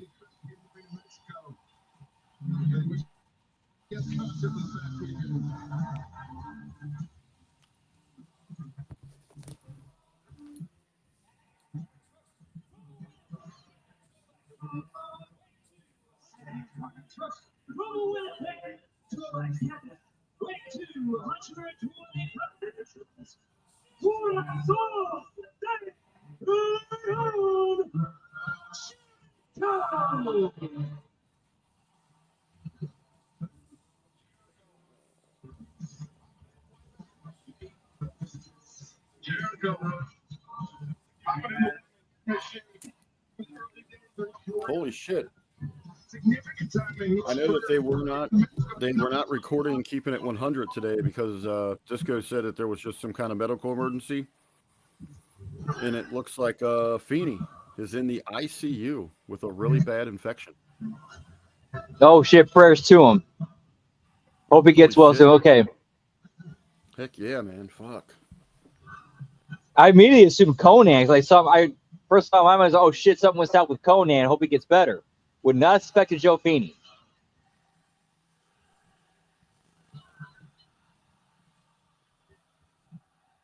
Yeah, get well soon. Get well soon, Joe Feeney. Whoop, whoop.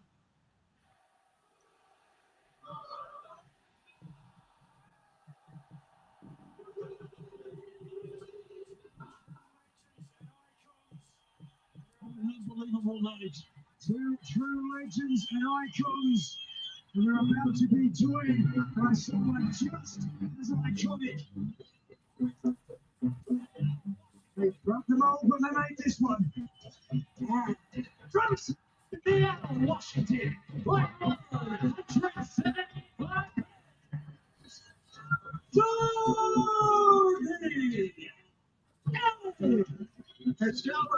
don't you think? I mean, this is a silly comment, but when you walk out and you see the crowd and you hear the crowd respond, you just it must just tilt you like never before. Automatically, TNT champion, former EW World Champion, his first time setting foot competing in the Cathedral of Lucha Libre Arena, Mexico.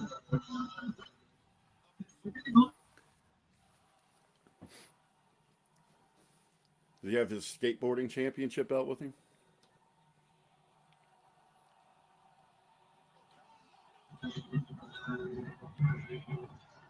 Speaking of skateboarding, you want never in my wildest dreams would I think this is a factual statement. There is a child out there who has Kurt Cobain and Tony Hawk for grandfathers. Yeah. Yeah.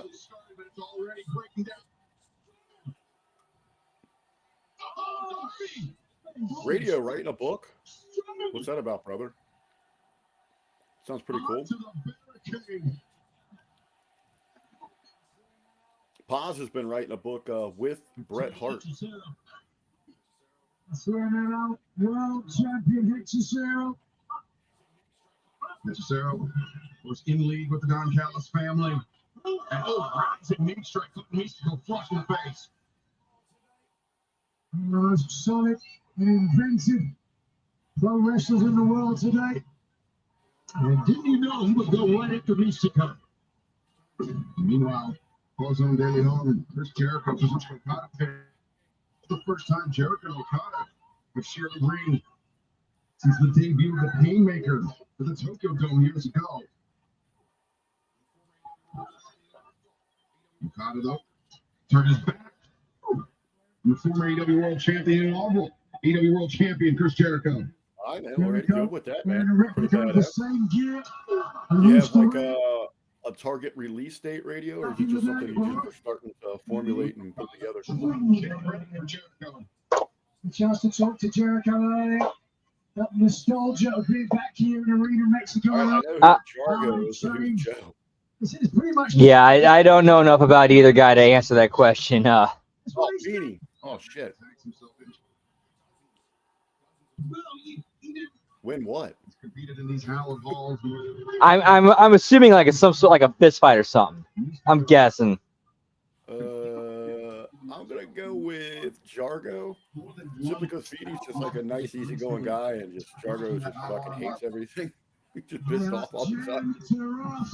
To see him here today and everybody else here in AEW. Jericho ready for Kevin Knight to have the team.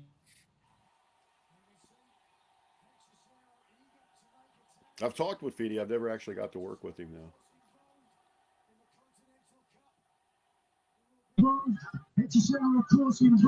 Yeah, he does seem like a pretty cool dude. Like, he's kind of chill, relaxed, kind of doing his own thing. Yeah, Jargo just gets super aggravated with everybody.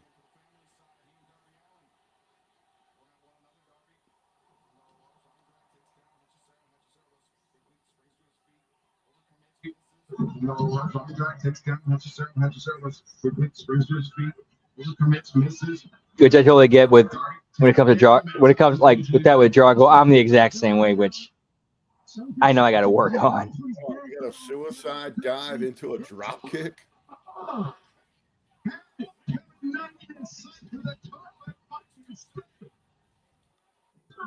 Next trio continues live on Mexico City. You know what? I'll have to ask Pops when we do a show. I'll ask him about it. He's reaching up. Might be like a whole chapter. They could probably just do a whole book, a side book on that. Just fuck Very over. easily. Take another look at this. Here it is. Big risk. But apparently, the Monster sat down with Brett. So what they did is they sat down and just recorded conversations with each other. They go live, just recorded everything. There was like hundreds of hours of conversation, and then Paz is like taking it all and formalizing it, breaking it down, putting it together into the writing form. Romero special. Don't be face first in the top turnbuckle pad. Yeah, how much more can a face take, right? This is such an incredibly inventive. Whoop, whoop. All right, so we got radio saying, "Oh, he's going to use AI." Oh, you bastard.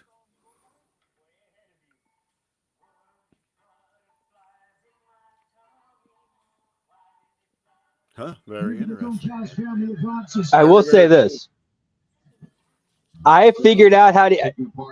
I mean, as a shoot, I've actually figured out how to use AI to write entire novels like within the span of a week. Basically, what it is, you set it up. You just lay the groundwork of this is what I want. This is a story that I'm telling. Like you lay the ground rules. You lay like basically everything out. What you're looking for. Even give them the end of the novel. Basically, give them everything that. Give AI everything that it needs to know to get to your destination and finish your novel. And then once you get all that established, prompts for each chapter. You give it prompts for what you want to happen in each chapter, refine it, approve it, on to the next one. It still seems like a lot of work. How long did it take you guys to do that video? Which one? The catering, Tommy Dreamer and catering. You guys got that was all MSG. That was all him. Oh, I thought he said you guys did that one together. Well, I mean, like the original song idea, we worked together on because like we're pitching an idea of okay, what to do for a song. Okay, here's the idea, something with catering, TNA, and all of a sudden, I went, okay, what if it's a country song about Tommy Dreamer and Sam McCallum getting fired from TNA, which features catering for Alicia Edwards, and we just went from there. That damn thing. Do you have that in your prompt?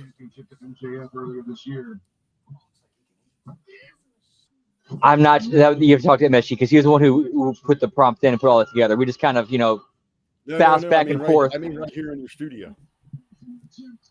Oh, what do you mean? Do you have it saved in your studio to play it? Oh no, I don't. I don't have it on me. Sorry. Welcome back.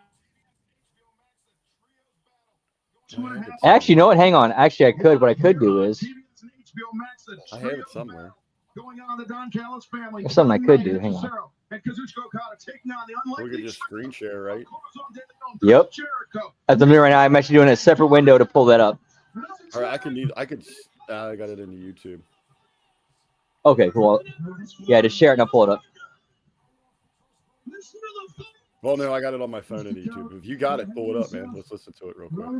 Okay, cool. Well, all right, everybody, why this match going on? If you haven't heard this yet, it is fucking incredible. It's amazing. Play it before I get out of here, B. TNT champion ducks underneath. That's just Cero. Okada meeting in the minds. Mystico on the moment. This is incredible.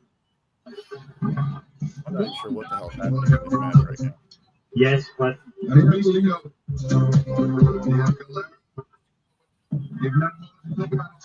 TNT champion immediately trying to seize on Mystico, but the switch reversal both men. All right, here we go.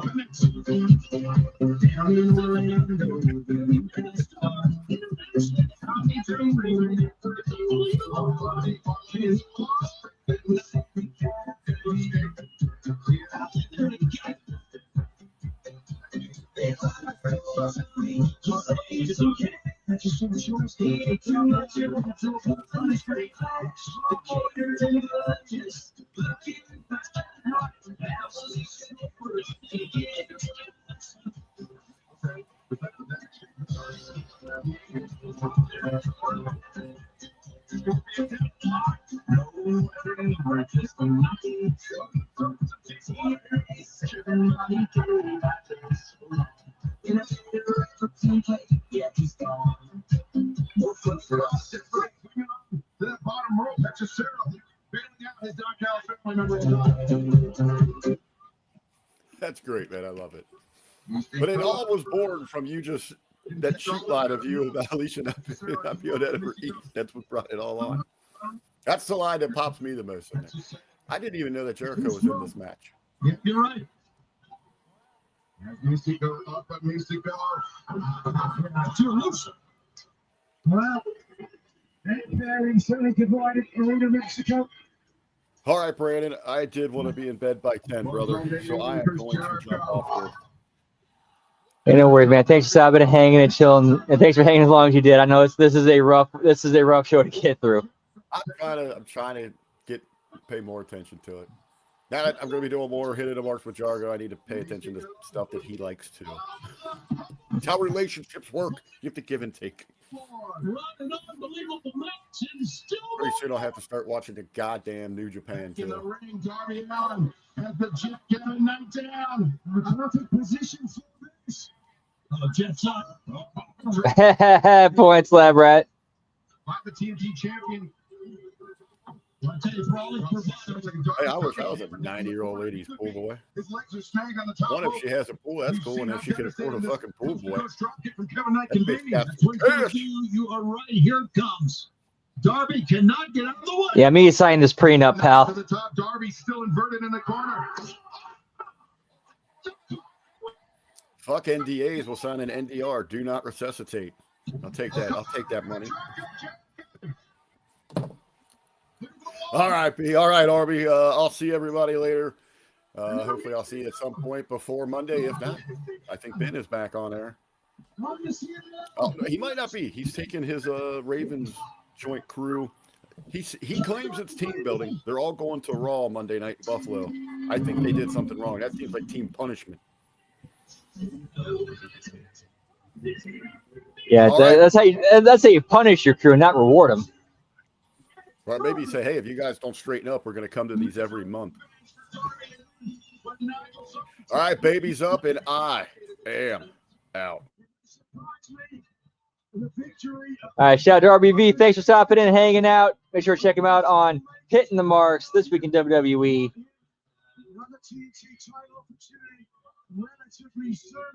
Whoop, whoop. Yo, what's up, Grass? Doing well. What to do with you? Yeah, pal. All righty, I'm gonna go grab a cup, pour a couple drinks. Be right back, pal. Whoop, whoop.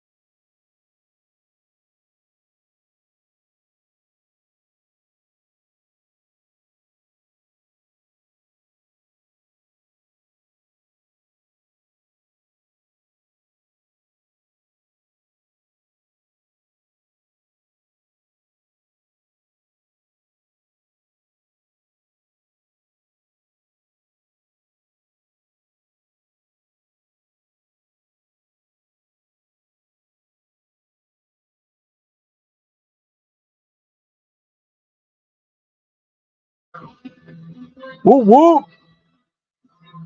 Dude, I love how it's gotten darker outside like that.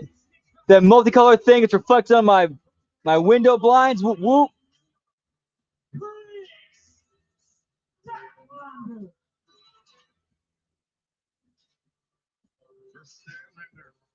Striding to the ring here in Arena Mexico. And fans, you are watching All Elite Wrestling. Insurance. Round out your protection with life, phone, and pet health insurance. Visit progressive.com for more. How about this night, gentlemen? It's an unforgettable night. No, lots to go. We still have lots to go. The 2.5-hour broadcast.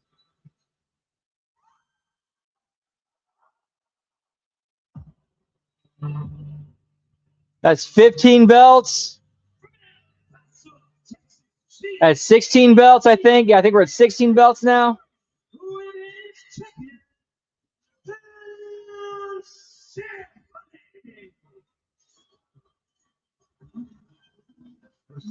What other matches do we still have for tonight? Shit. King within a heartbeat, half a heartbeat, winning the TBS championship.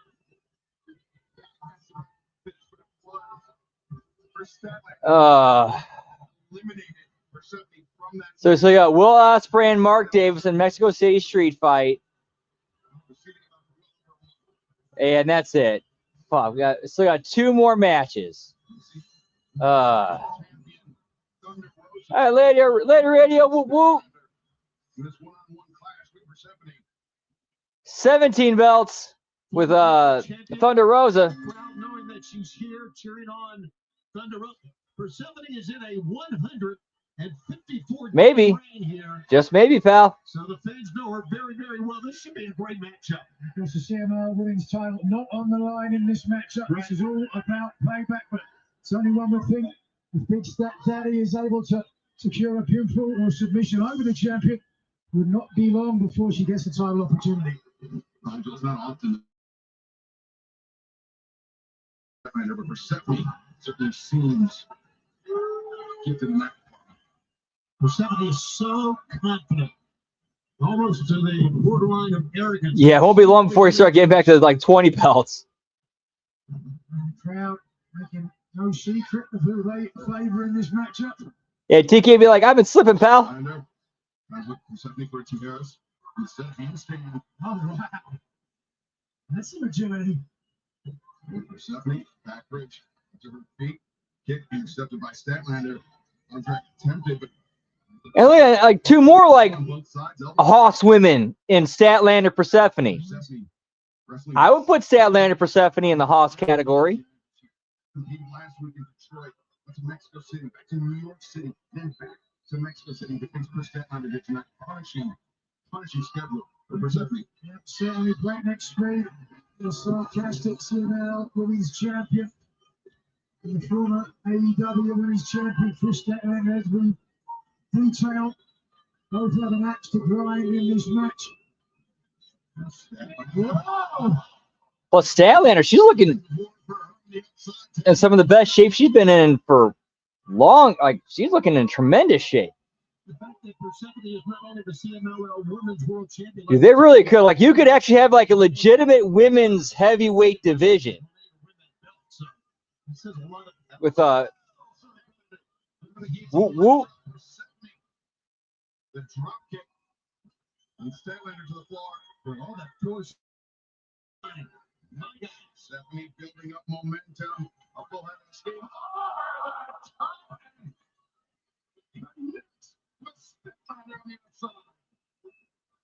Look at in the face of Thunder Rosa, the Mexican national champion. Thunder Rosa won a few nights ago here in Mexico.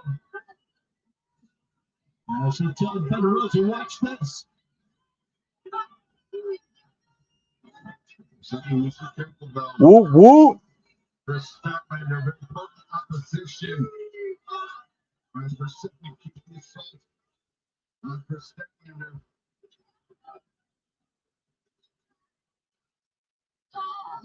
The chant of Thunder Rosa going here.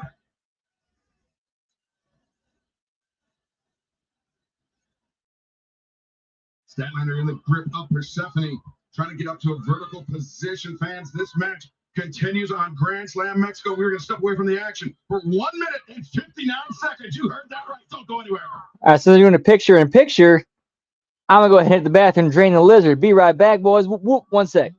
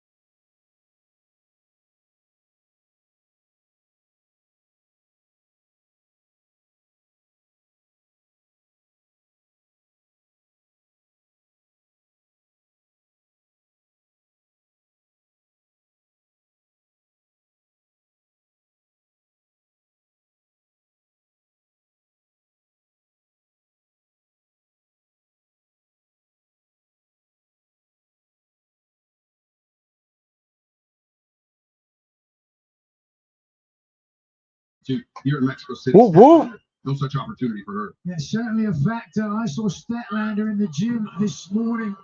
He's doing some light cardio. Here's a cover. No way we're going to get through there. That what I was saying. Statlander doing some light cardio, just trying to acclimatize herself to a much thinner air, much less oxygen concentration. He strikes in between the shoulder blades. Between the arms of Chris Statlander.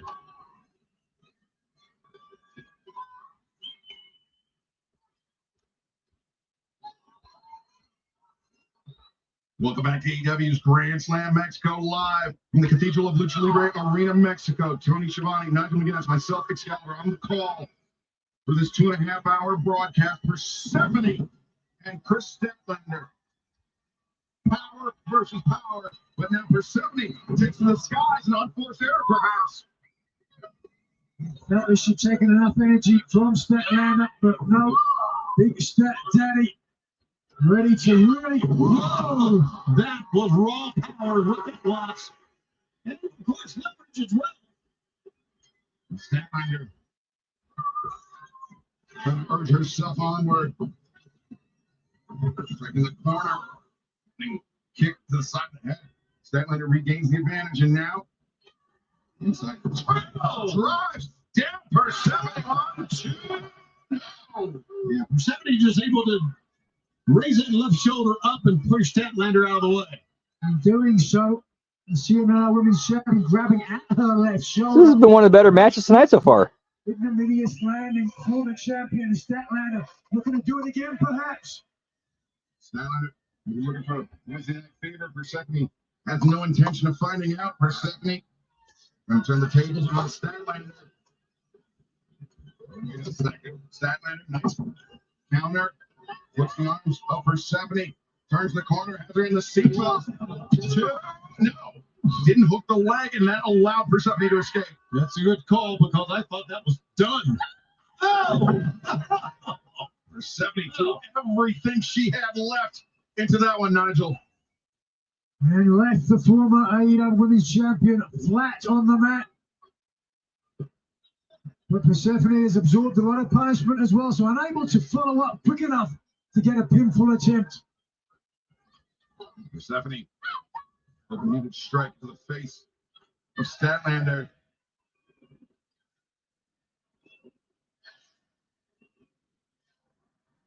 Statlander for combination, left hand, right. Persephone, ducks under that one, thrust kick. Statlander up to the ropes. That little drop toe by Statlander. Good defensive move. Statlander on the move, slaps across the shoulder. Oops. Shit. Close the wrong window. Fuck.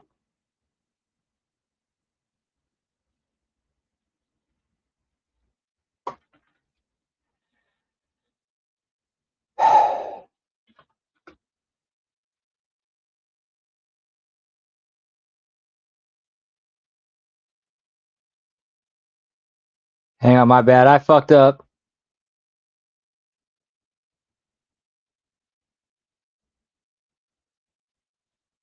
Stephanie, need to be careful here. All right, there we go. Whoop.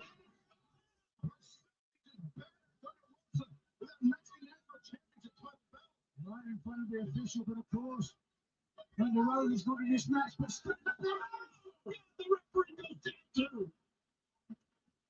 Referee Brandon Martinez down on the floor with Chris Statlander. Oh, suplex. Statlander perhaps the opportunity to put this match away, but Brandon Martinez, the referee, still on the floor. Yeah, he is face down. She can put it away, but there's nobody to count. I can tell you that. Statlander's got to realize she saw the referee go down as well. The late Persephone counters. Statlander counters. 2, 3. What is this? That's Hikaru Shida. Shida! The former TBS champion, Hikaru Shida. Let's look at the Mexican national belt. And Shida and Persephone once again working in tandem Frog splash. 2, 3. Still no official. Here he comes. Randy Martinez finally to his feet. 1, 2, 3. Yes, sir, Lab Rat. Get me Freya the Slayer.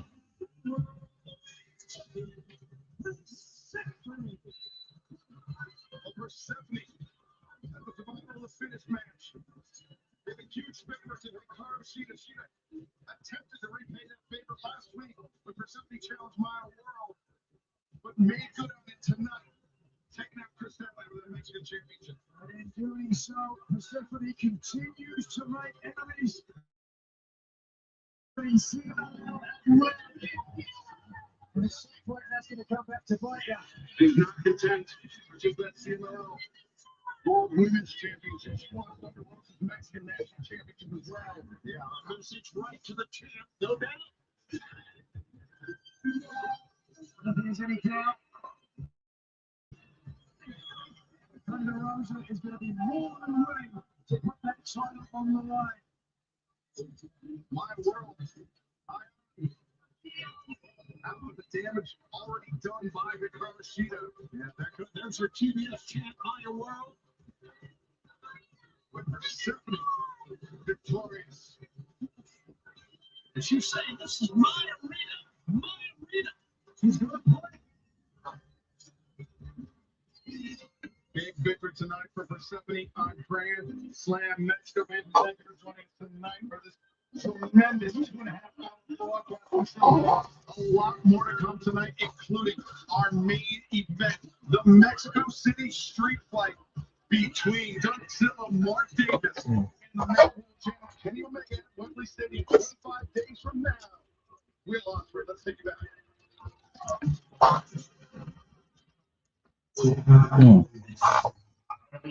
The Donuts gave me an arm, and you and I step in the ring next week at Grand Slam Mexico. Sorry, I've been in some bad chicken there. Ospreay.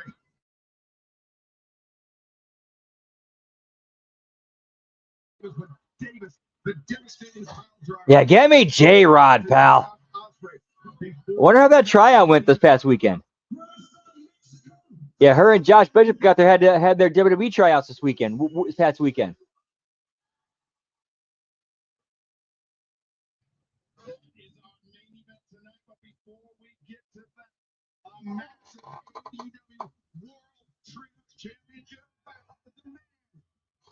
Seriously, a trios title match?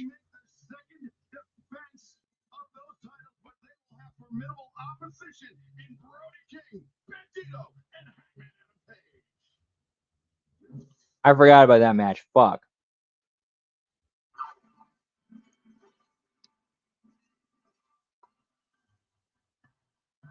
Yeah, no kidding, Lab Rat.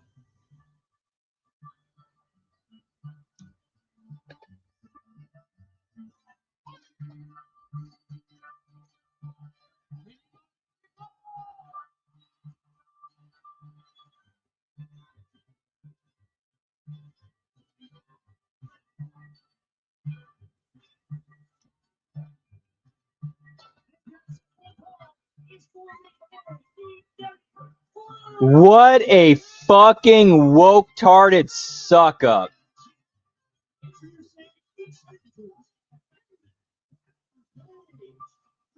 I think we're at 17 now.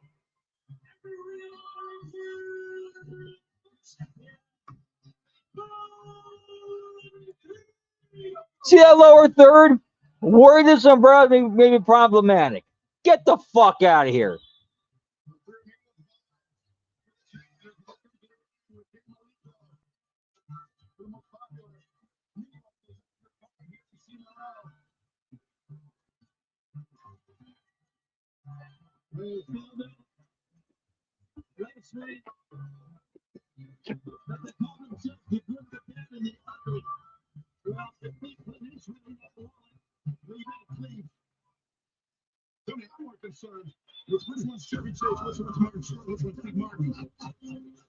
I've lost count. Here's another 3.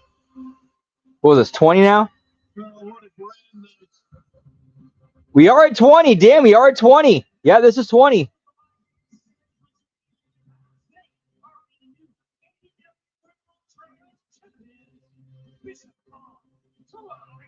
Let me run back through the results real quick. Just 1 week ago in Detroit, the man defeating the conglomeration with the help of the lethal twist, but already one successful defense of the Trios Championship to their credit, Nigel. They're taking out the Rascals. What a fearsome and physical trio we are seeing here. The Devon, red, if you will, on the right skin, Kingpin, Ricochet. So Ricochet in the gym last night, again, trying to acclimatise for the thin air here. There's actually an old man who was in there as well. And when he saw Ricochet, his head spun on a swivel. I saw him at breakfast this morning. He'd shaved all of his head off and drawn on his arm with, what do you call that pen? Sharpie. Yeah, true story. What an inspiration. Ricochet changing lives around the world, according to Nigel McGuinness. It's going to be the first match in 144 days for Hangman. Okay, I have to wait for the refresh, but MJF and Revolution in March. at the Giving up any opportunity. at that 6-man, the previous 6-man tag, that was 12.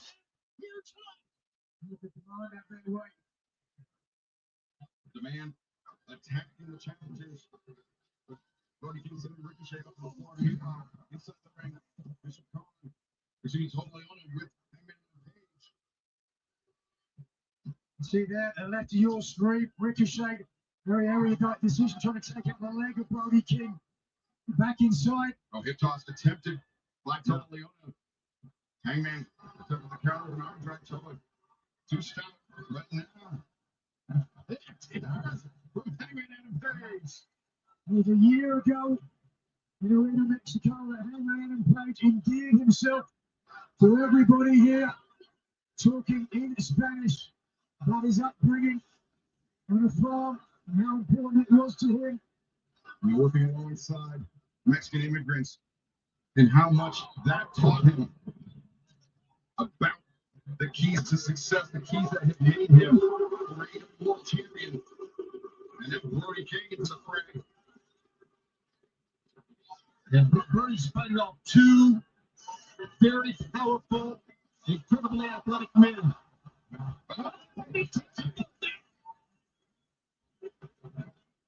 Breaks down 2/3 of the Trios champions, but now Ricochet charges in and gets sent out to the floor. And the big man Brody King. Whoop, whoop. Mr. Devil takes it. We use the bottom up to pin the demand. Wow. Ziak is fucking stupid. That looks so fucking stupid. So they did a spot where 2 of the dudes from the Demand try to slide into the ring, and then Brody King pushed his foot down on the ropes, and it pinned them down trying to get in the ring.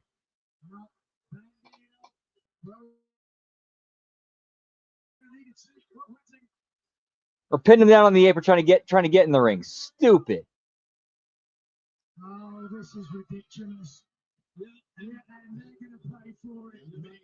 Maybe the undoing of the challengers may cost them the AEW World Trios Championship. What were they thinking against the team? I think Nigel just getting caught up in the moment. Of course. In Mexico. No, 14. I'm sorry, 14. 14 as of that first match. Or as of that 6-man tag. Sorry, 14, my bad. The sold-out crowd decidedly supporting the challengers of Bandito. Bishop Cohen rising boot, but Cohen ready for a counterattack. What a phenomenal athlete. You just look at it. I mean, top to bottom, muscles. On the turnbuckles, fans. We're stepping away from the action for 1 minute and 59 seconds as this trio championship bout continues.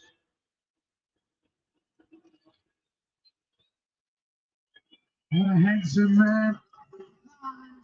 The excellence of elevation. And the great moniker that Ricochet goes by.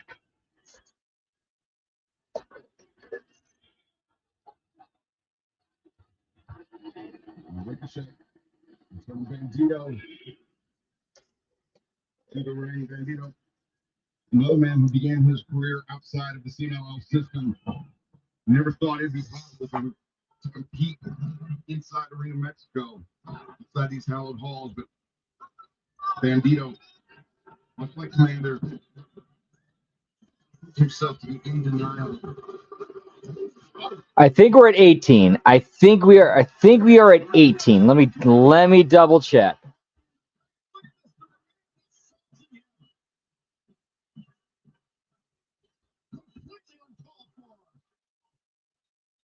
Bandito covered him up. And Brody King trying to help King Marito.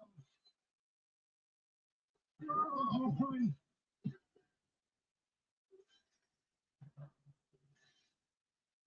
We're going to translate exactly what they're chanting after Commander. It means kicks you. He's dressed in red. I've traveled with enough baseball teams to know what that means. Sticking his nose in the demands business into quote.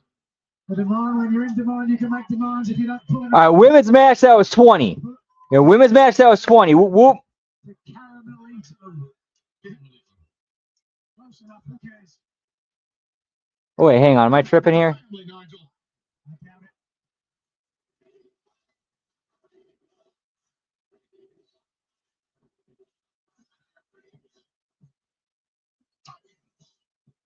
Welcome back to an raucous crowd here in a sold-out Arena Mexico. So I think we're at 24. Holy shit, I think we're at 24. Brody King, Hangman Adam Page, Bandito trying to dethrone the demand 1 week after Bishop Khan, Toliana, and Ricochet won the top. Oh, Bishop Khan, great counter to Bandito charging in. I think Bandito was kind of fortunate there was a rampway there. Had he fallen straight to the floor, it would have been much worse. Well, that's pretty bad. Yeah, it's like we're back to 2023, pal. The Bang Bang Scissor Gang showing up with 9 fucking belts. We got the trios belts for ROH and AEW, and their own personalized belts.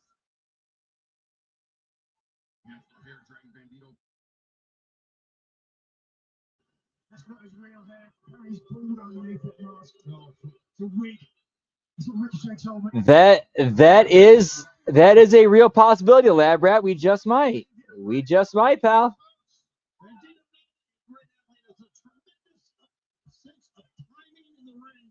Look at this. Waited on it. Right into the midsection of the light skin kingpin. Take me! That's Hangman Adam Page is trying to go to work. Ducks underneath Ricochet. There you go. Right out the corner.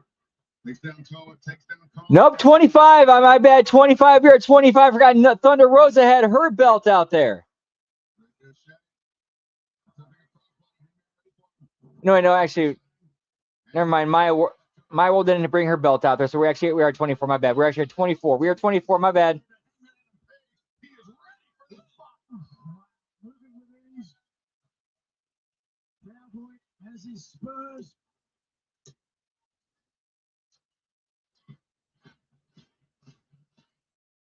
But just listen to these crap.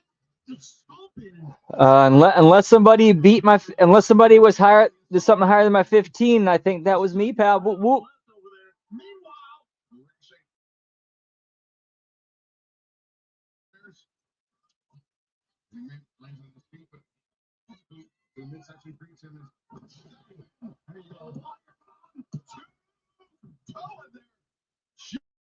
Time. Yeah, it looks like he was rolling to get there. Things break it down. And Bandito trying to get back on offense, but their demands have made their demands. Whoop, whoop. Let's see if I got more of these wings left over. Are these wings left? Nope, ate them all. So let's get the homemade ones done.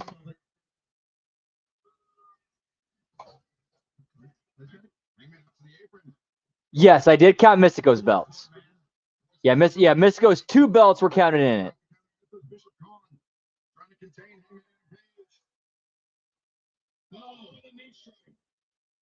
Big mistake. Hangman looked to his right to the crowd. Hangman Page. Down and the demand. The champions take flight.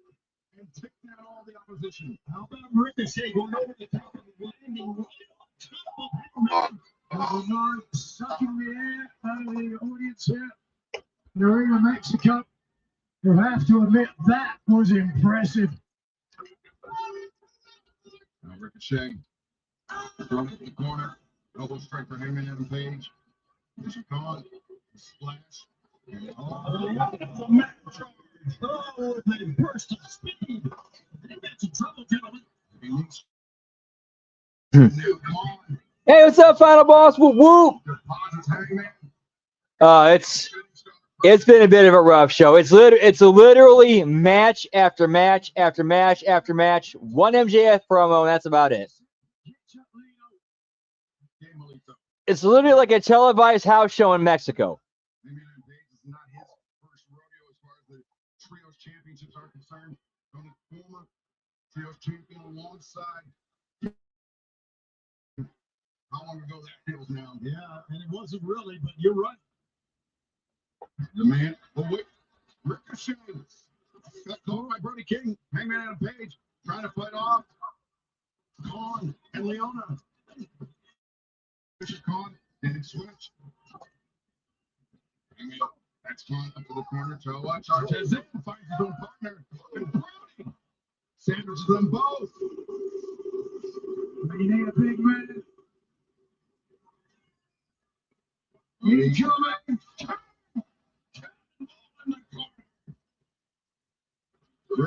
Exactly, but unfortunately, most of this young generation, they grew up reading the dirt sheets, reading that nonsense, reading the Meltzer, Keller, Sap, IWC nonsense of, oh, you don't need to do things the old way. That old stuff is, it's irrelevant now. That's not how we do things these days. And it gets in their head and fucks with their brain. And working heat on a body part, that doesn't work anymore. That's old. That's old. Yeah, it doesn't get over anymore these days. Meanwhile, Thea Hale. Every match she works, her finisher is the Kimura. What does she do every match? Work the fucking arm. And it gets over. Shock, I know. Leona there, sandwiches. Hangman himself against Leona and the corner. Where nobody strikes like long. Yeah, they weren't. Yeah, a lot of them were not alive back then. Oh boy! Look on Leona's face. If he does this, no, there's no way possible. 3 grown men. That's going to be every bit of 600 pounds. You believe it? Whoop whoop. No more. Come on. 1, 2. Very narrow escape. I know that. I think, in my opinion, Punk's just trying to win favor with the crowd, with the modern day crowd. I think that's what it is. About the speed of the count, but the demand. Bandito's hurting. Looking to press this 3-on advantage. Maybe not. Over Bandito ricochets into the floor. As well as Bishop Khan. Tolina charges in. Oh!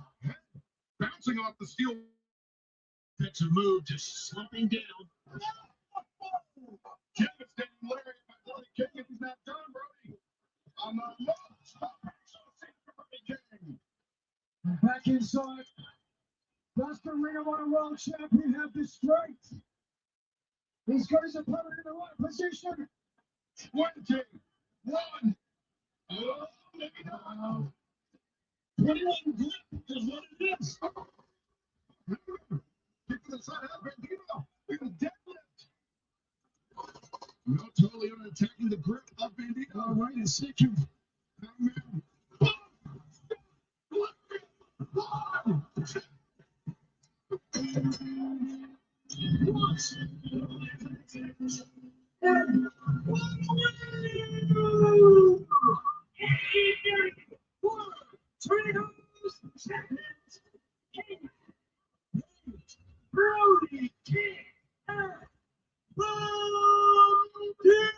That's a good point, lad, Brad. Whoop, whoop. And who didn't see that title change coming? Who did not see that title change coming?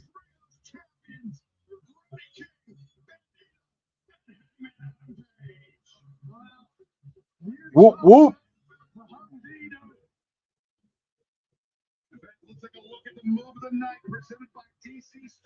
Yeah, I need a drink after that. Cheers, genitals. Whoop, whoop.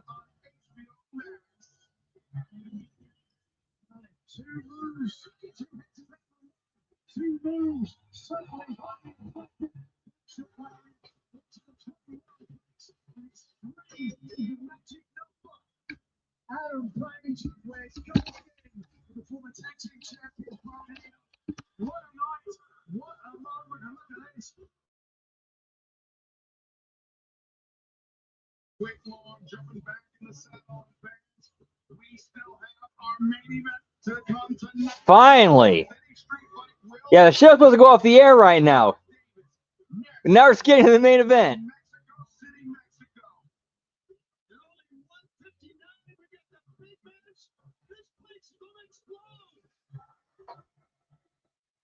On top of that, I'm going to pack me another bowl, pal.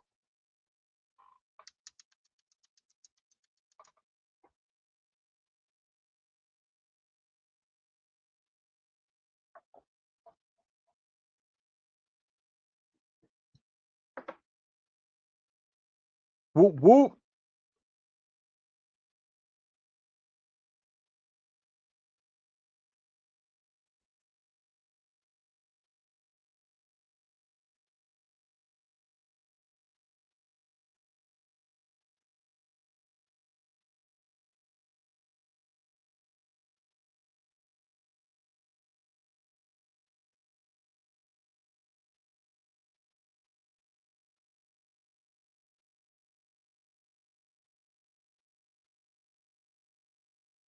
Yeah, exactly. Stop flipping these trios belts like they're pancakes like Charlotte's ass, pal.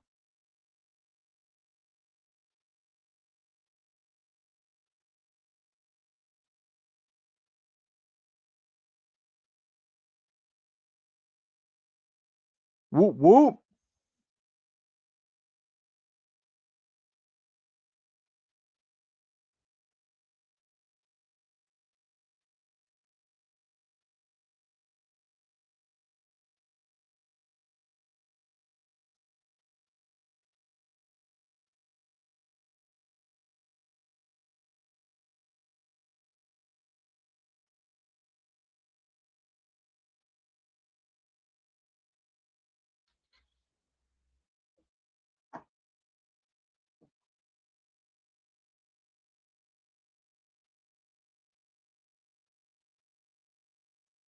I am being right back shortly. Whoop, whoop.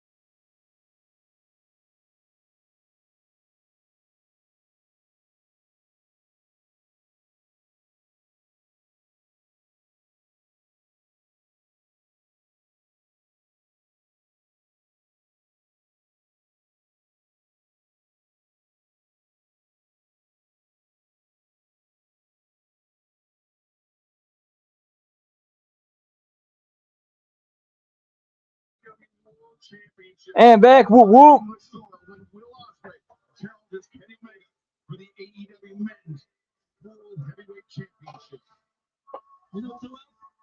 Yeah, just wish that Tony would adapt a lot more of that old school Southern Territory wrestling mentality to his product. It might be a better show. You know, the right parts of it. A little bit. A little bit.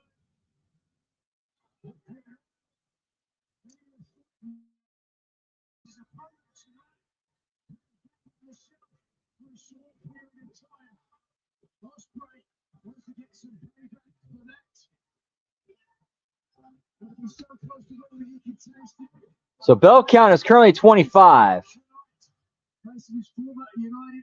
Yeah, I know, right?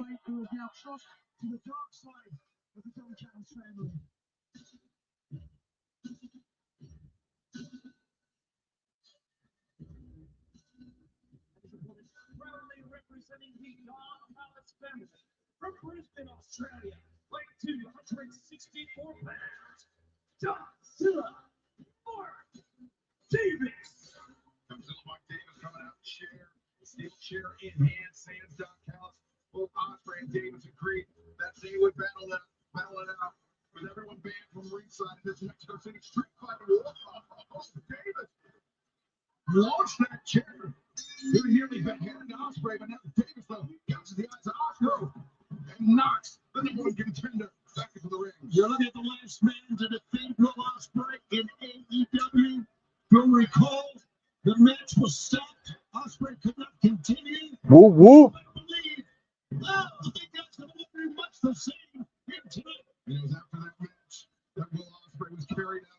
Dude, when that babyface was making that comeback, that crowd was hot. Like they were like on their feet, you know. The 2026 Foundation Men's Tournament. Ospreay prevailed that night. Defeated Yeah, we are currently at 25, Lab Rat. his ticket to Wembley Stadium to challenge the AEW Men's World Championship 25-19. One of the most incredible moments I've ever seen. The Forbidden Door when Ospreay said, to your point, punching his ticket. Now, to every child who has ever had a dream. Yeah, exactly. A smart heel on the cell, knowing it's their job. It's the babyface's time to shine. You just lay there and you just do your job and sell.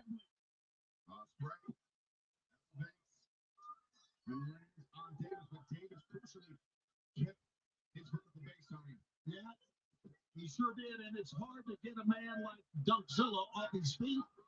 Let's see what happens outside here, because, again, this is a street fight. And a lot of times during a street fight, you will see them dig into the ring or look for objects.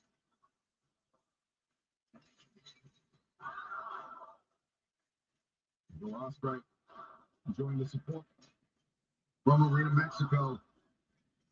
And now he's found a tire. Well, that's unique.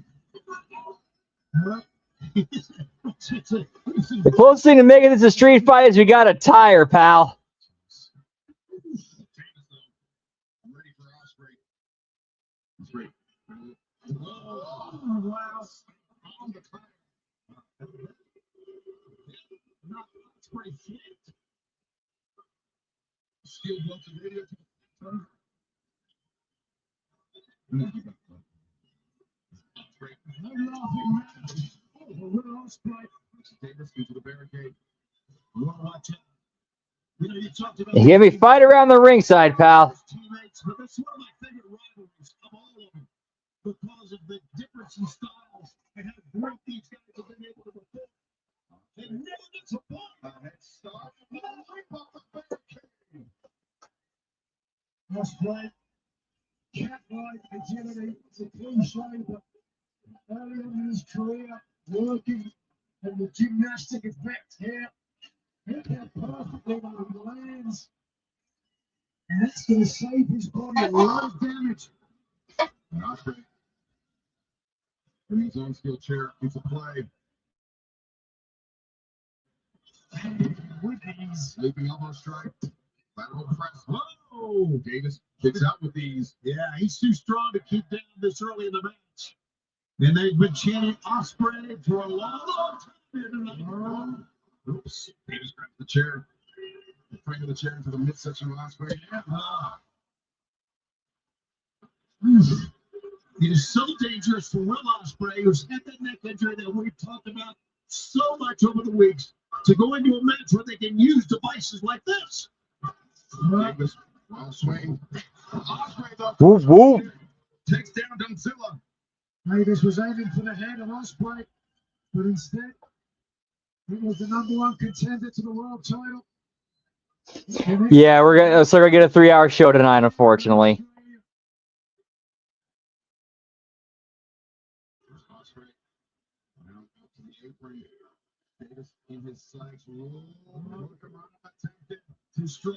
Please, please no, please no. Ospreay landed on his shoulder. I think based on the neck problems he has, that was probably the best landing for him. There's no good landing. No, there's not. Godzilla slams you into the apron. Davis. Okay, look at the trash can. Trash can, but instead, no odds for the trash can instead. Multiple chairs into the ring, and now there's the trash can. Yeah, but what is in the can? There's no ketchup. See, He's flung the trash can. I will say one hell of a bump in a cell is having a plastic trash can flung at you from about 10, 15 feet away.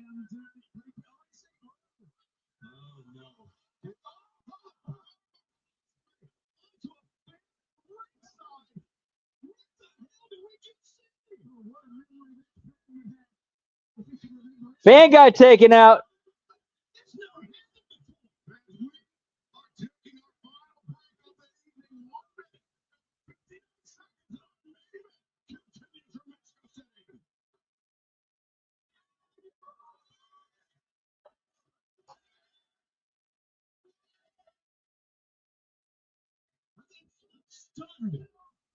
Absolutely stunned. I guarantee you, it would not be hard. It would not be hard to convince a fan to sign a waiver, basically waive any legal ramifications or lawsuits. Just be a part of the show. So again, these carny workers, all I gotta do is approach a fan and be like, "Hey, you like AEW? Like you really like AEW? Yeah, I love AEW. That's why I'm here. Cool. Hey, you wanna be part of the show? Yeah. Okay, cool. All you got to do is sign this paperwork, waiving us of any liability of you getting hurt or anything going wrong. And we'll do a thing where in the middle of the main event, you get a spot where where Will Ospreay is getting thrown into you. And you're bumping for Will Ospreay. All you do is sign this. Oh yeah, I'm gonna sign. And then as soon as I get the name of the dotted line, fucking marks.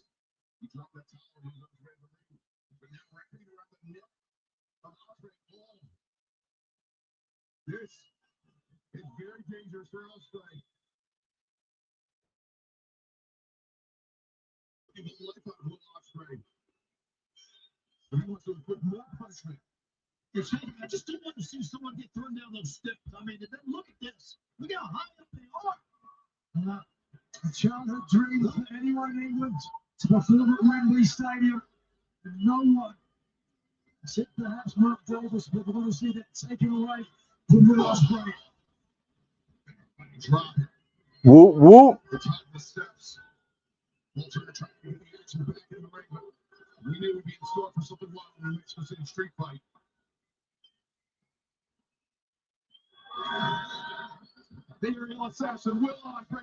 Yeah, that's a good point, Final Boss. It is kind of like a generation, TK versus Triple H. It is kind of like a generational battle. Like it's literally it actually is kind of like Gen X versus Millennial.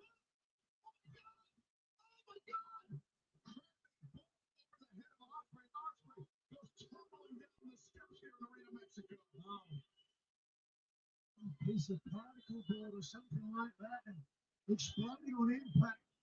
The Generation X versus Millennial. Sorry, I know. I know that was lame. I know that's lame.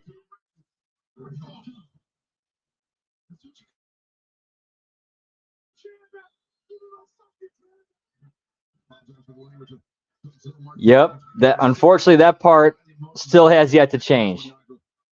Yeah, Davis feels like he's got something to prove for himself, the Don Callis family. Davis filling the ring with chairs, and now I think there's a barbed wire wrap chair there as well. Davis. Yep, and the good old network's gone. It's now across gender boundaries. Yep. What precision with that kick. And Davis clearly stunned by that one. Osprey trying to lift up. Meltzer's a fucking idiot. Just couldn't get it done. At no point should Oba get nah. Davis wedged that chair in between the ropes in the early moments of this match. And it just paid dividends for Dougzilla. I think Will Ospreay may be out. You can watch here the impact.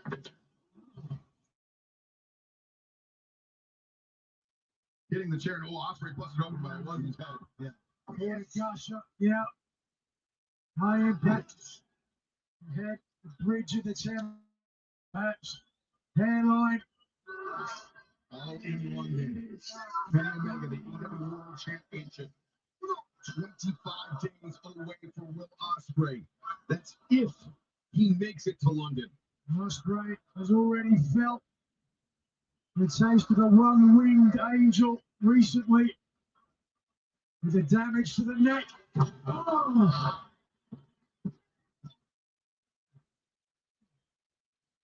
The blood freely from the number one contender for the AEW Men's World Championship. Zilla is known for a devastating pendulum path. Davis will talk from out of nowhere, but putting it directly into the flesh of Will Ospreay.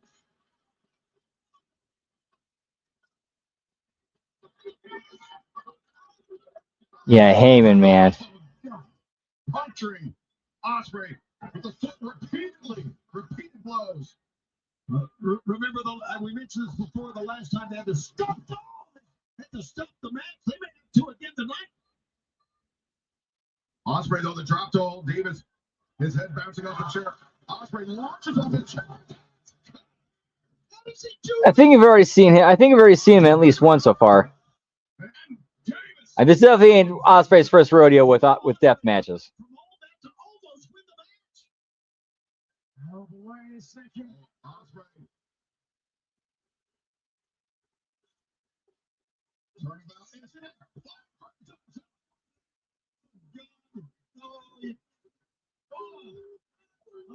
He's not just stabbing, but raking at the head of Mark Davis was Will Ospreay.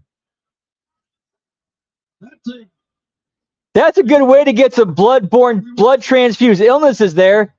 Fucking stab a guy in the head with a fork and then put it in your mouth. Yeah, that's a good sanitary idea.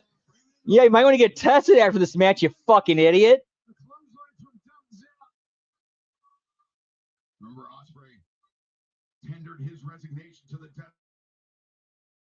Being so easy, there would be a price to pay for Will Ospreay. There's a price to pay for Ospreay at the hands of Davis.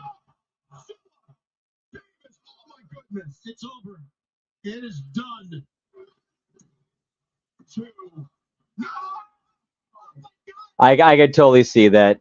I could totally see that. Unfortunately. Forward. Say no. And you could see the spike by Davis. Watch the impact here and imagine the surgical pain of Ospreay. And Davis. Yeah, that was barbed wire wrapped around that chair. Davis now pulling the barbed wire off. And things could be. Yeah, here's the problem with that, though. They go way too far with it. They do incredibly stupid shit like this.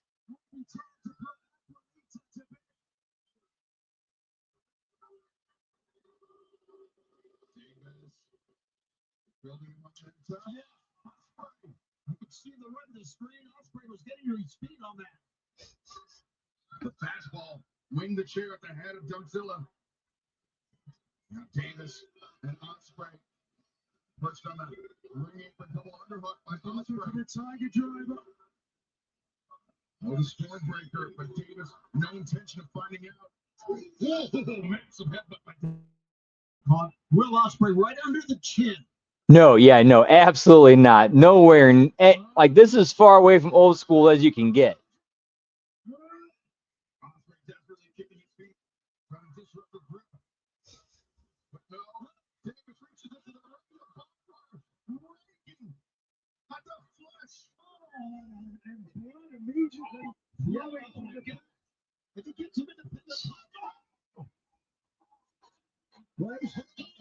Yeah. Thank you, Cornette, for getting us Outlaw Mud Show. Whoop, whoop.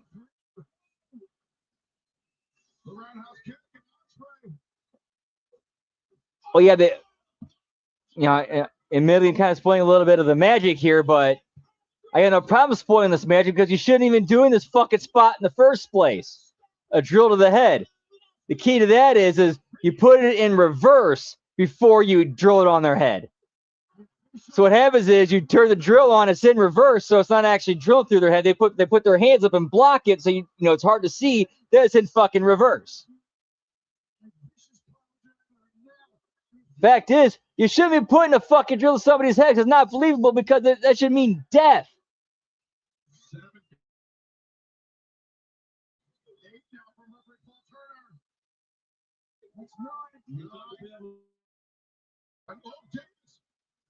At the last possible moment, springs back to life.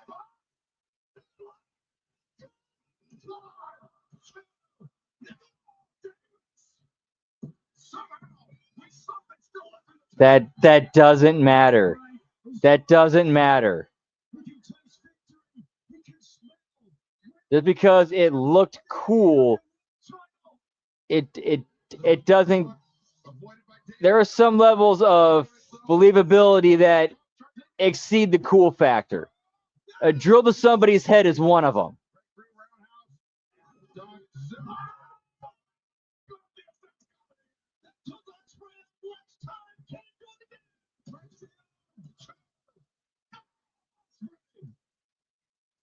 Oh, Lordy! These two men are just pushing each other to the absolute limit. Ospreay struggling up to his feet. Davis once again. In the barbed wire. Endure punishment himself. The barb into the flesh. He propels Ospreay off. No! Ospreay's amazing. Look at that! Look at that! Ospreay positions. Steps up.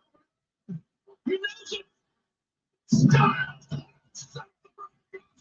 I understand what you're saying. I totally get what you're saying, but it's still a drill to the head. It is still a drill to the head. That suspending disbelief, that's where, like, that crosses the line of, like, yeah, it doesn't matter how cool this looks.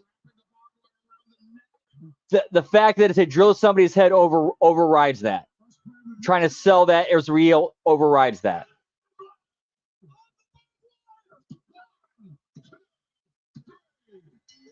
We'll agree to disagree, because obviously you're not getting what I'm trying to explain.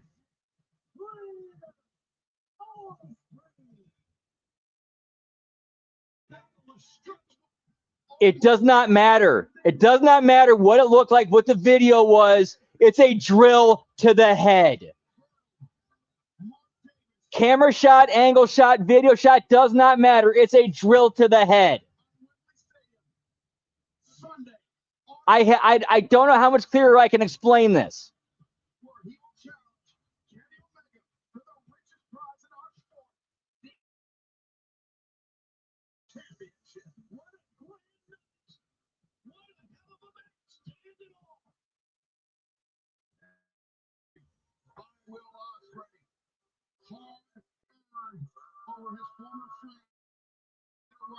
Mark Davis.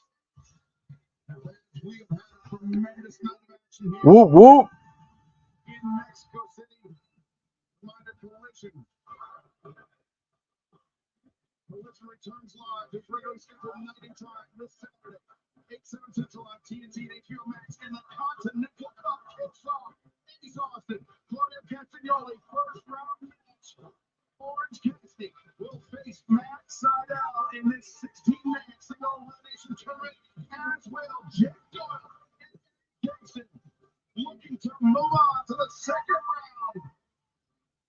you for joining us tonight with Grand Slam Mexico. And we will see you this Saturday night in Colorado Springs for Collision. And that is it. Final belt count is 25, which is the highest we've seen in a very long time. We have not seen 20s in an extremely long time.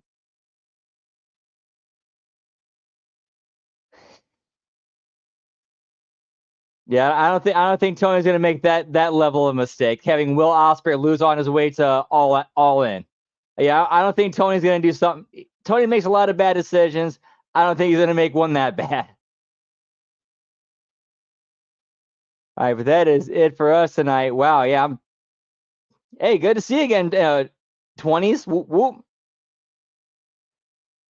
All righty, so our schedule for the rest of this week tomorrow. Thank you all so much for stopping and hanging and chilling with us.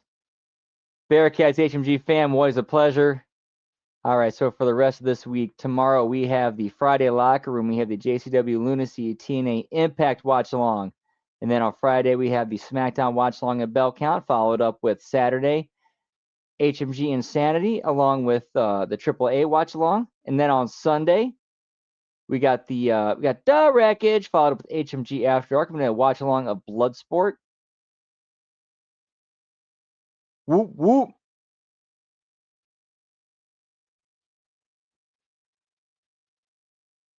All right, and then on Monday, we got the Monday Locker Room, the Raw Watch Along, the Impact Attack. And then on Tuesday, we have, let's see, what is it? I'm blank here. This week in WWE, the A Show hitting the marks, the Late Start NXT Watch Along, the Wednesday Locker Room, and of course, Wednesday, the Next Level Wrestling Review, and another AEW Dynamite Watch Along and Bell Count. Don't forget to like, subscribe, ring that bell. We're also on Patreon, patreon.com/Hami Media Group. We got a lot of other great content over there as well. Don't forget to check out our friends also on YouTube at youtube.com/TheVinceRusso, where you got a lot of great content and videos over there, as well as the Backstage Lunacy, which airs every Thursday after JCW Lunacy, hosted by the hardest working man in podcast and Jeff Lane, as well as Mad Mac Davis. Also, they got a Patreon, patreon.com, where you get all the brand and channel attitude shows such as Cash Rating the Marks, the Raw SmackDown Review, Master Show Theater, Lions Tigers, Bears Ahead, on top of so much other great content. Seriously, you get so much bang for your buck over at the Russo TWC Patreon. And then for JCW Lunacy, that airs every Thursday, 7 p.m. Eastern at 6 p.m. Central at youtube.com/Psychopathic Records. And then as for me, catch me on Twitter, so kids call it these days the X, at LG Brandon Whoop. I'm also on Twitch at twitch.tv/LG Brandon Whoop Whoop. And we'll be in about 20-ish minutes doing GTA San Andreas. I did a little bit of off-streaming work and got my lung capacity breath level up to where I can do that Woozy Moo mission. So we'll start with that. So we'll be back in about 20-ish minutes. Hope to see you there. If not, hope you have a great rest of your night. Don't forget to see any other shows. Have a great rest of your weekend. Much love. Whoop, whoop. Bearcats, Chuck of Bros. We out, pal. Whoop, whoop.